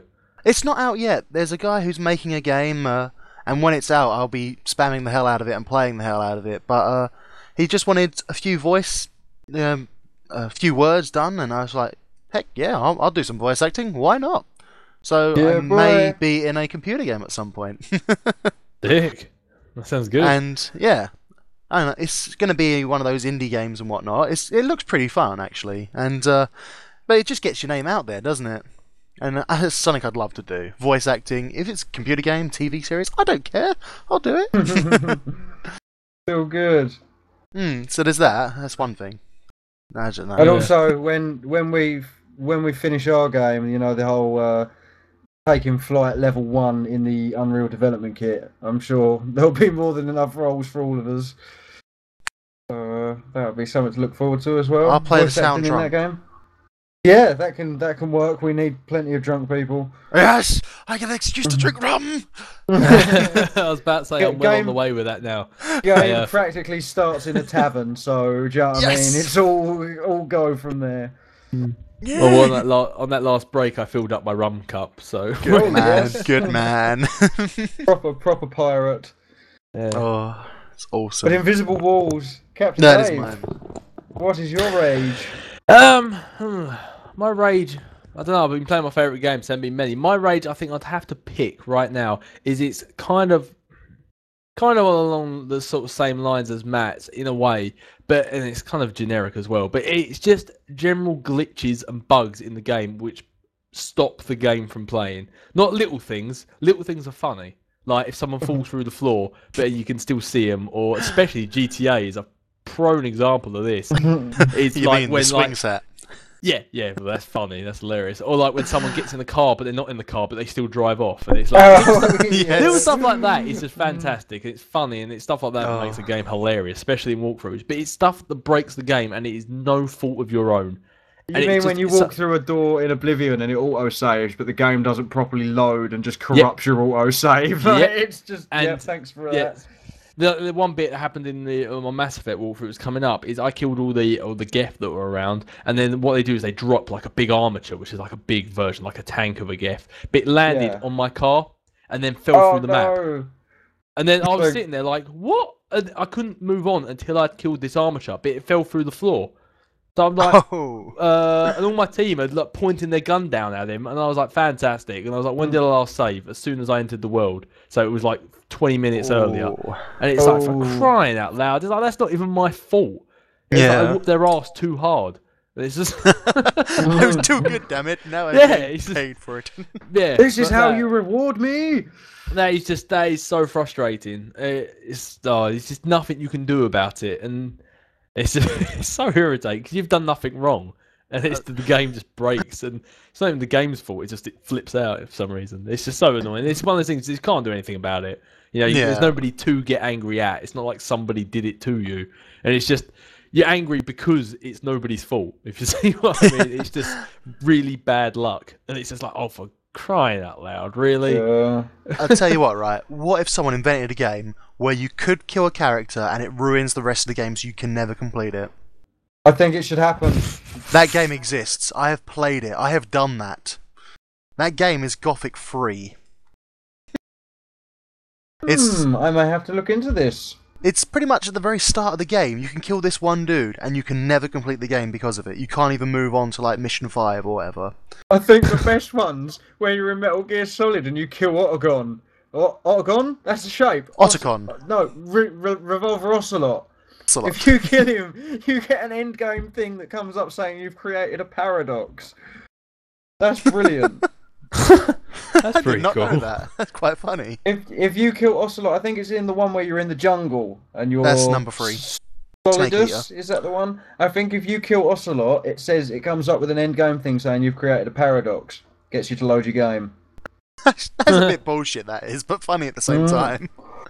I thought it was fantastic when in the original Metal Gear Solid 2 Substance, so not the original one at all, like the director's gut, basically, yeah. But in that one, at the end of the game where it was like the Colonel started going crazy and he was like, I need Scissors 61, and the game started going like you'd game over mode, and you were still running around in the top left fighting off all these sort of ninja people, and it really broke with the immersion, and you were like in the game over screen, but at the same time you were still fighting people, and that was really kind of...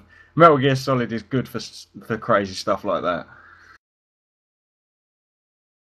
Like if you start on the oil rig and you kill all the birds, Rose rings you up and she's like, "Oh, Jack, I didn't realize you were such a monster." What, for killing birds? Yeah, if you shoot loads of birds at the beginning of the oil rig, I don't know if you need to come back with a actual gun that kills people or if it's like you can use the Tranquilizer M9. I suppose just shooting birds in general, she'll ring you up on the codex.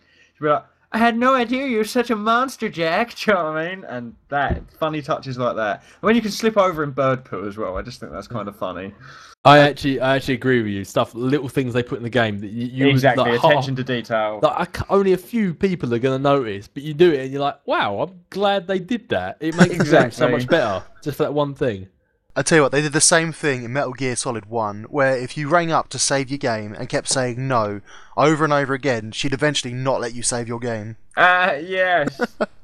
Really? Yeah. They'd say, cool. No, you can't, and they just hang up on you, and it's like, oh, it's sad now. Or if you just keep ringing up, they go, what is it? And they get really angry at you and stuff. Yeah. or if you follow Meryl into the ladies' bathroom and then ring up someone, they'll say, "You're such a perv."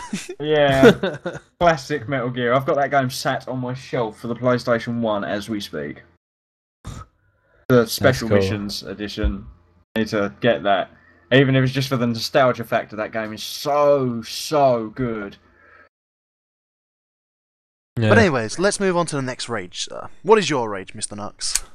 Oh, my rage. I say that like, Oh, me! Oh, I didn't know. me. Oh, thank you. I'm so Oscar. honoured. Yeah. I'd like to thank parents, God. No.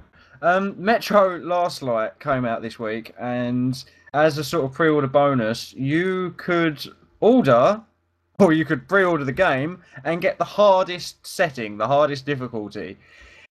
Giving The second away difficulty. There's only two, difficulty- and that's one of them.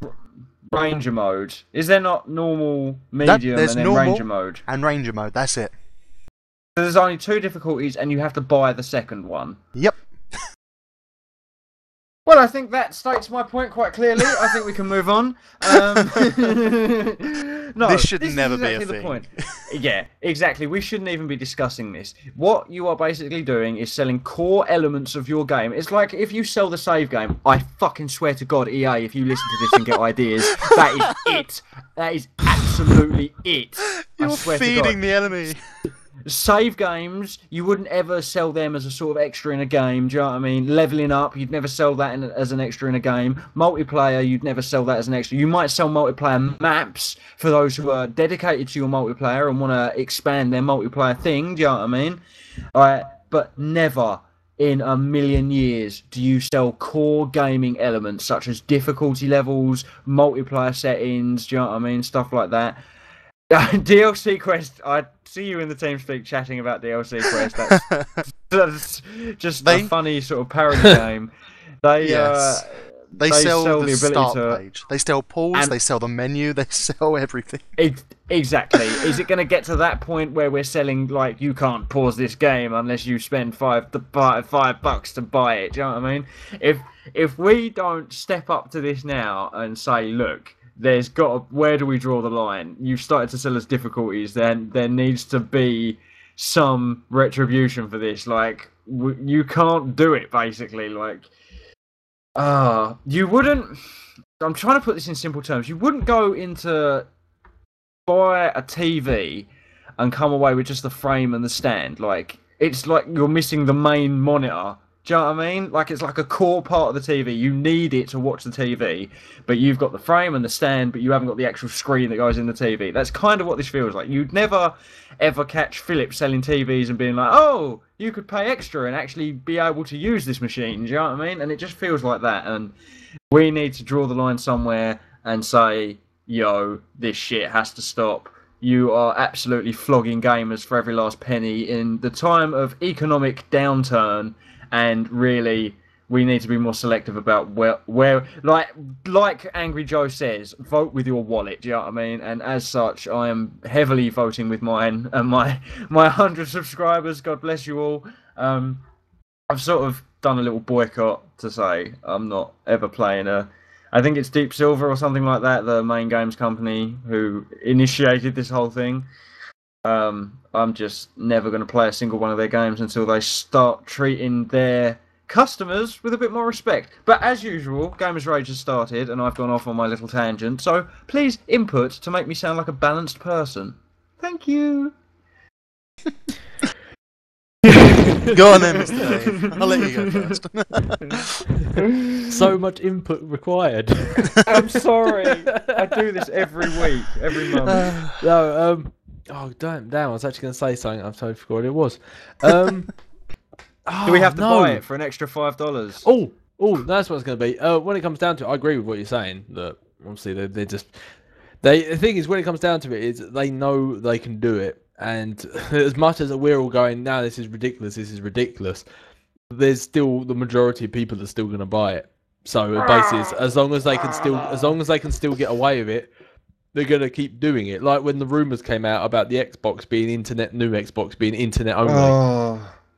And everyone was like, this is preposterous, you can't do this. This is unacceptable. And they said, no. You know, it's just like a normal Xbox. Whether you have internet or not, you can still play it. Yada yada yada. The fact of the matter is, at some point, let's face it, who doesn't have internet in their house? I mean, you wouldn't even know that the internet. Basically, if you knew that the Xbox was going to be internet only, you have the internet.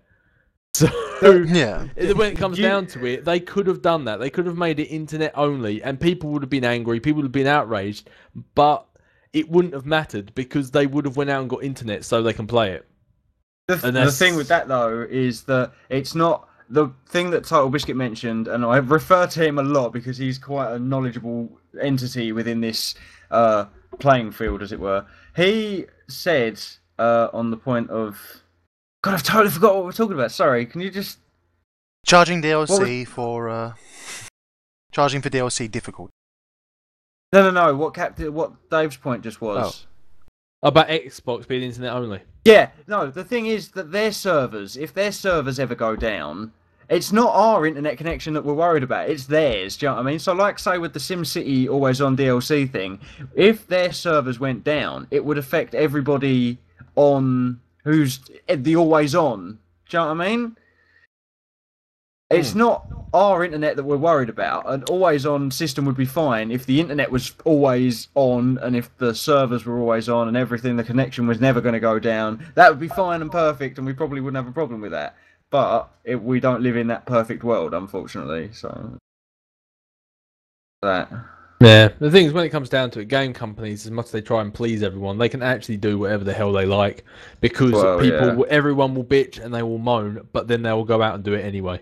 Because they want the game, or they want the console, or so on and so forth. Like all these people that, like the main people that are the Call of Duty commentators, and I really hate the term commentator, but that's something completely different for another day. But I got a huge beef with that. Don't get me started. But yeah, but like people who do that every time a new COD comes out, everyone's like this, that. There's a slight thing that I like and this person doesn't like, and blah blah blah blah blah. Yet they all go out and they buy the game at midnight release, and they all come out and they upload videos, and it doesn't matter. These companies know they can do whatever the hell they like because regardless of whether people like it or not, they're still going to go out and buy the game. So there's always someone out there that is going to pay for their product, no matter what they do. And I'll be those people are very, very silly. And I'd be a hypocrite though if I said there was stuff where I've sat there and gone, "Oh, this game looks stupid," and then I've gone out and bought it anyway. I mean, like I've done that myself. Yeah, I'd be a hypocrite if I said I didn't. There's been games where I've said, "No, I'm not getting that. That's ridiculous," and then I've gone out and done it anyway, like DLC for COD. Or, I mean, as I say, I haven't touched those games in years now, but back in the day, I spent countless money and hours playing those games, and I'd be sitting there every night shouting at how stupid someone on my team was, or how bad the connection was, or how bad this gun was. And then and then next day I'd pick up the pad and start playing it again, and then spend money on DLC when it come out. And this. But the thing with the DLC for games like Call of Duty, like even just the zombies, not if you didn't include the multiplayer maps, the zombies maps alone were just fantastic in nearly every way. Only reason I got DLC. Exactly. Towards that the was end, mainly the only reason I got it was to find out the moon and all things like that, and that was. You know what I mean? That was amazing. But then at that point, I started losing interest. I don't know why they kind of milked something I liked a bit too much. If I was to go play zombies, I wouldn't. I've got all the DLC for Black Ops 1.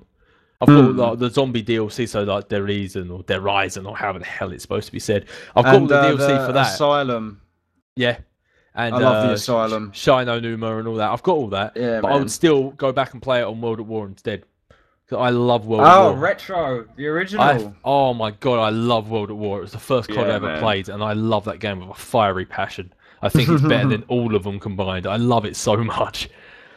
But first COD I played was Black Ops, and that was only about a year ago.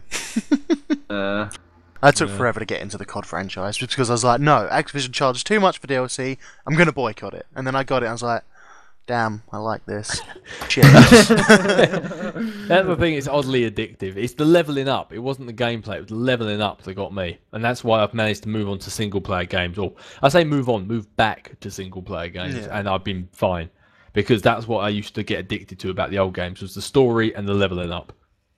See, for COD, the thing I enjoy most is trolling my teammates. If you find someone who's an arsehole on your team, it's like, you know what, I've got flashbangs. Enjoy!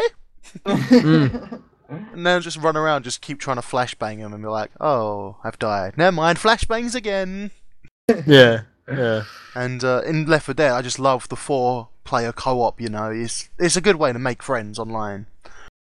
Actually, that's a good point, you saying that, because nowadays I tend to find I do not play multiplayer games unless they're either with people I know in real life or on the internet, but people I know, or if it's a co-op multiplayer, like the Mass Effect 3 multiplayer, I'll play that, or Left 4 Dead, I'll play that, because it's co-op multiplayer. I'm done playing where you're against people, like Call of Duty, because it winds me up. There are too many stupid people out there. I'll tell you what, the amount of hate mail I receive on Left 4 Dead from people when you beat them or when you teabag them because they're being silly, and then they're like, oh, you fucking faggot, come fight me 4v4. It's like, dude, calm down. It's a game. I'm just going to send you a love heart and tell you to enjoy a burrito. I'm not even joking. I literally said that to the last person. It was like, oh, you fucking faggot, come fight me 4v4, get your team together. I was like, dude, there's only 2 of us. Sent him a love heart and said, go enjoy a burrito. It was just like, wow. On my Faster Than Light video, I actually got my troll to apologise to me. It was amazing. Oh, you don't even want to know about the trolls I've got to apologise to me. I jumped into this party once my friends had gone offline, and there was 4 of them all trying to trash talk me. And I beat them down so much with my words that one of them apologised and the others had to kick me because I was just making them sound so bad. And I was just like, yep, take that. That reminds me, there's a bit of a funny story. I played Left 4 Dead with some of my mates from college, and we were playing the co-op, like going through together, and then we're like, oh, let's try some multiplayer. And then we went into the multiplayer, and it split us up. So me and my mate are on one team, and my other mate was on the other team. We joined like really late into the game, so it was like the last round left. And so we were playing for maximum 5 minutes. Came back into it, and he's gone. Like the guy who was on the other team. We're like, where is he? He sends us a message. In 5 minutes, he got himself kicked. Yeah. No way. And he literally, the second he went in, he just went fag to everyone. It's because, like, little did they know, for the rest of the day, we'd been saying that to each other as like an inside joke. So the second he went in there, he started saying it to them, and it managed, like, literally in the space of 5 minutes, he was gone. Oh, God. I'll tell you what, right? On the Xbox version, you can join a game immediately and immediately be kicked before you even do anything, just because your gamer tag is like one that they've never seen before. If they've never seen your gamer tag, they will kick you. Or if they've seen it and hate you, they'll just kick you without caring, you know? That's another reason why I stopped playing multiplayer stuff. I'd sit there and I'd think, oh, I've got a couple of hours before work, or I may have just finished work, I want to chill out for a sec.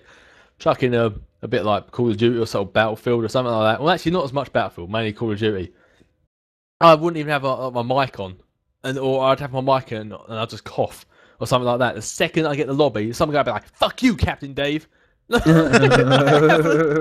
like, what did I do? Yeah, the game isn't started and I don't have a mic. And the second I join in, they're like, "Fuck you!" It's like, what did I do? Yeah, if you don't have a mic, you don't get to play on Left 4 Dead. That's how that goes. And it's ridiculous, isn't it? That was one of my gamer ages at one point, which is I hate multiplayer games because it connects you to arseholes, basically. Although, you saying about not having a mic, sometimes it is fun being the silent assassin. Yes. You're playing with a bunch of people and you dominate. Not like beating them, like say it's a co-op game, or like you're on the same team as them or something, and they're all doing all right, but you are miles better than them. And they all have mics and you don't. And they're like, "Captain Dave, talk to us," or something like that. Or you have a mic but it's turned off, so they see the mic symbol but you're just not talking.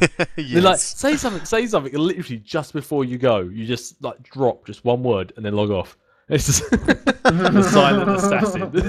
They're like, "Who was that guy?" He's a mysterious man. Like Well, a thief in the night. We're just gone off rails again slightly, but it's cool. The highlight reel discussion. Let's start with your one today, Mr. Nux.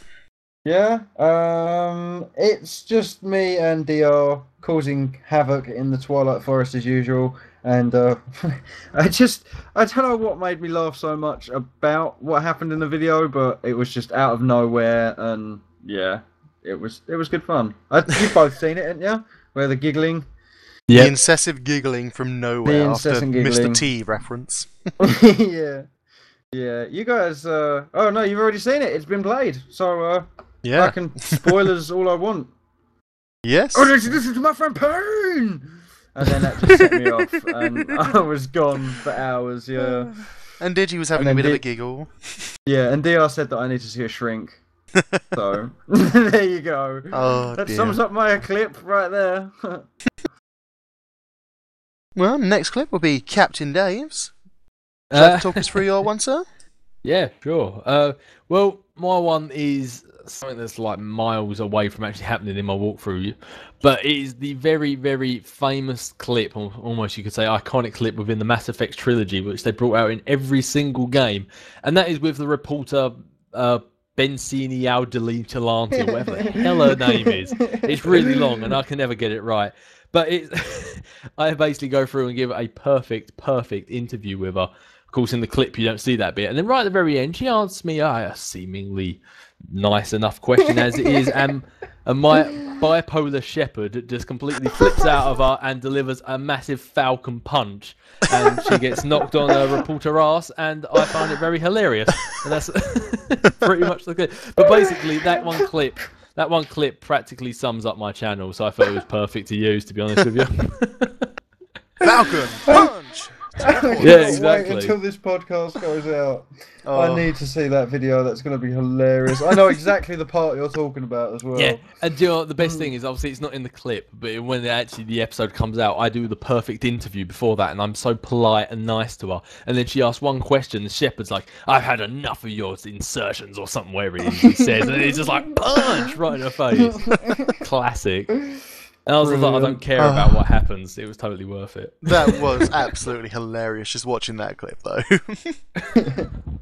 And you knew exactly that you wanted that to be your clip, because as soon as I said, we need a clip, you was like, I know the one. I know exactly what I want. The second I started the walkthrough, I was looking forward to that one moment. I cannot wait. Whole life has been building up to that one moment. The best thing is I know it happens in 2 and 3 as well. So. You know it's coming again at some point. Yeah. Oh, the Falcon Punch will return. You just wait. Oh, yes.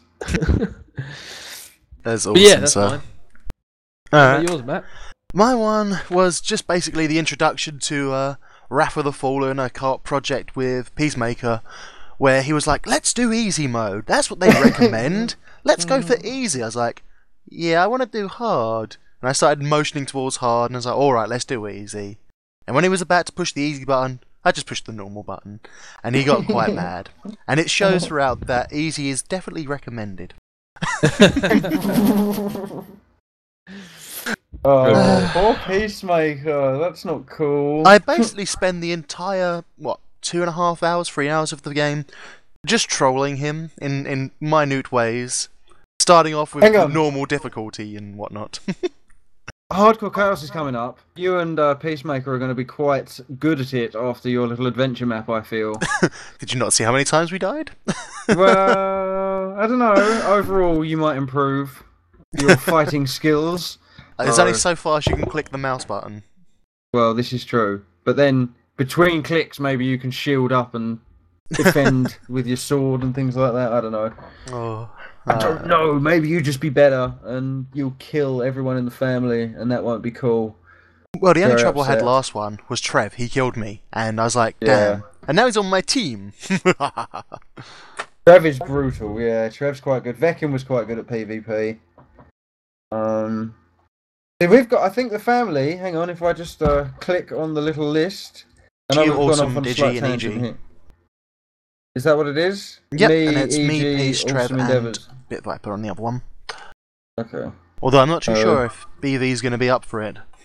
I think maybe if our newest member, or Arnie, we don't mind giving you a 5th player if Bit Viper's on your team, obviously, because he might have to go midway through. Yeah. So we don't really mind giving you a 5th player. Woo! It should be very cool. I'm looking forward to it. But that's Hardcore Chaos. I've now lost my notes regarding the podcast. All that's left is the guest challenge, which I don't know if we have one or not. Oh, no. I thought I'd come up with one. Yes. Come on. I am going to issue to you, Matt the Geek, seeing as how I know you have the game, and I'm going to issue on a map that is yet to be determined a high score challenge on Batman Arkham City. Who can get the highest score? I'm yet to pick which map it's going to be, and also which character it's going to be. Oh I haven't decided that yet. Oh, actually, if you don't have the DLC, then maybe I might have to restrict it down to Batman. I will get the DLC, don't you worry. But anyway, Is this going to be on like console or PC? For does me, it it will not have to be matter? on console. It have to be on console, that's console fine. for me on Xbox. Yeah. Yeah, that's where I'm Unfortunately, I don't getting have it mine. on PC. That's That's good. fine. Yeah, so I'll pick a map at some point. But when I do pick a map, you, high score setting time. It's on. Nice. It's on. Get your combos ready, boys. Yeah, I'm dreadful at the combos. I didn't realise you had to actually time your punches, so this is going to go very well.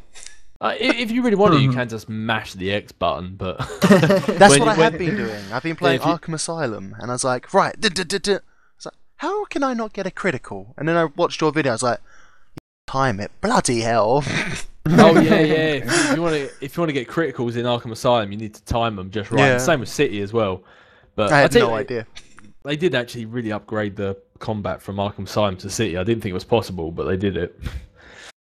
But yeah, Can you do Thousand Fists of Fury in Asylum? You cannot know. I didn't think No. so because I was like, damn it, I'm mashing this button. Where's the Thousand Fists of Fury? And in fairness, as much as I'd love to take credit for that, that's actually what that move's called, is Thousand Fists of Fury. Really? Or I think it's just called Fist of Fury. I'm not sure if it's 1,000 Fists of Fury, but it seemed like Was he that delivered not- a. That was Blanca's move, wasn't it, on Street Fighter? Was that not his? That's When he did that the- could probably E Honda. could be it. Yeah. That's E Honda. Blanca could be was it. the Oh, electric yeah, guy. Honda. Yeah, actually, John, I'm gonna look it up now because I can't remember if the move's actually called that or if the challenge you get for it is called that. But one of them is called Thousand Fists of Fury. I know I didn't make it up myself, as much as I'd love to give myself credit for it.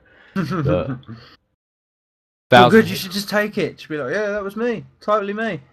Yeah. Came to me in a dream. Oh, there it goes. I was just typing it on YouTube and it popped up. Thousand Fists of Fury challenge. Oh, it's a challenge, is it? Religions. I don't know. Talk amongst yourselves, and I'll be back with you if I find it. Well, we know it's from somewhere. But I believe that draws us to a close, does it not?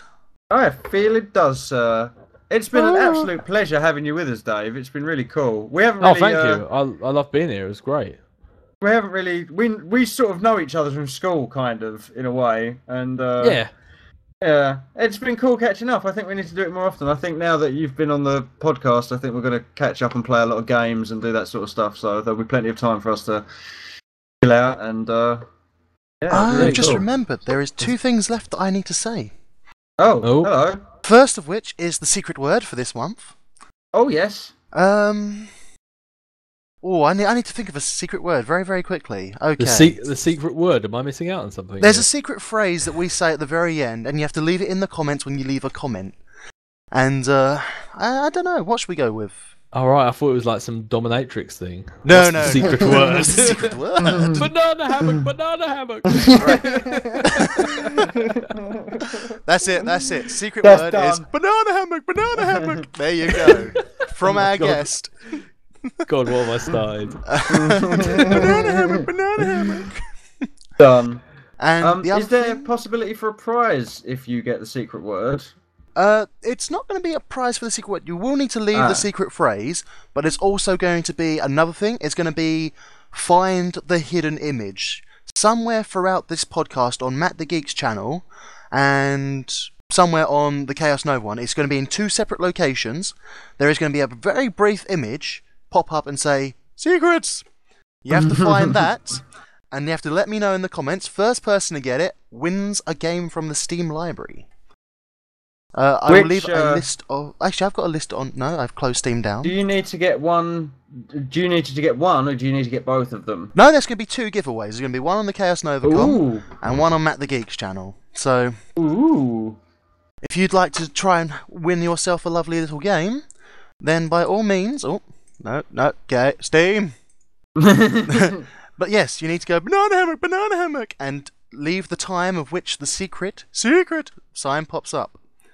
The games you can win are one of the following: Beyond Good and Evil, Nation Red, Terraria, Hydrophobia Prophecy, Trine 2, Dungeon Defenders, The Blackwell Bundle, Cthulhu Saves the World and Breath of Death 7, the double pack, Portal 2, Spellforce 2 Gold Edition, Legendary, Just Cause 1, or...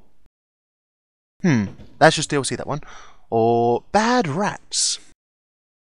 Can I just say, the Blackwell series is by Wadget Eye Games, and I've only played a couple of their games, and they are fantastic. I promise you, they are fantastic, fantastic games. So, if you win the competition, it's just my recommendation right there. But and don't they- you get like 3 games with that instead of just 4 one? games. You get like 4 games, so just something to consider. But yes, so you will leave, the banana hammock, and the time, and then the game that you would like. And the very first person to leave that wins. That needs to be one on each of the channels, so there's 2 winners. Can't be the same winner on both channels, though. But Personally, yes, I think I'd go with Portal 2. Portal 2, Fantastic game. yes. Portal 2 is an Love excellent that game. Plus, Also is an excellent game. GLaDOS' voice is going to be in a film called Pacific Rim. Just thought I'd shout that out. Nice. Am I the one that giggled when you said Rim? Yeah. It looks like a god awful film made better by GLaDOS, if you ask me. But anyway, yeah, sorry. We have come that's full awesome. circle, it seems. We're at the end. We are at the end. The end. Oh. But yes, thank you very much for joining Yes. us, good sir. Thank you thanks very very much, Captain Dave. Absolute pleasure. Here's the Oh, part where thank we you. stand up. Oh, Captain, my Captain! And to you, my man, I say, boom, baby. But no, Oh man, you are welcome. You are welcome back anytime, good sir. Anytime. thank you very much. Thanks for having me. It's been actually a great time. And I'm It's I'm fun. sorry you couldn't. I'm sorry you couldn't meet the third of our little trio of people, awesome endeavours. But I'm sure he sends his love and happiness and all that good stuff. And Oh, there you he go. wishes he could be here. Gives me a reason to come back, doesn't it? It Yeah, certainly you get does. to meet him. But yeah, Mikey Roki. Well, thank you Let's very much for having me. sign off then, gentlemen.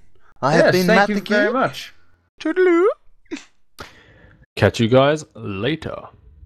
And I've been NuxV1. Thank you very much for listening to the ChaosNova.com podcast for May. We will see you next time, guys. Take it easy. Bye bye. See you in June.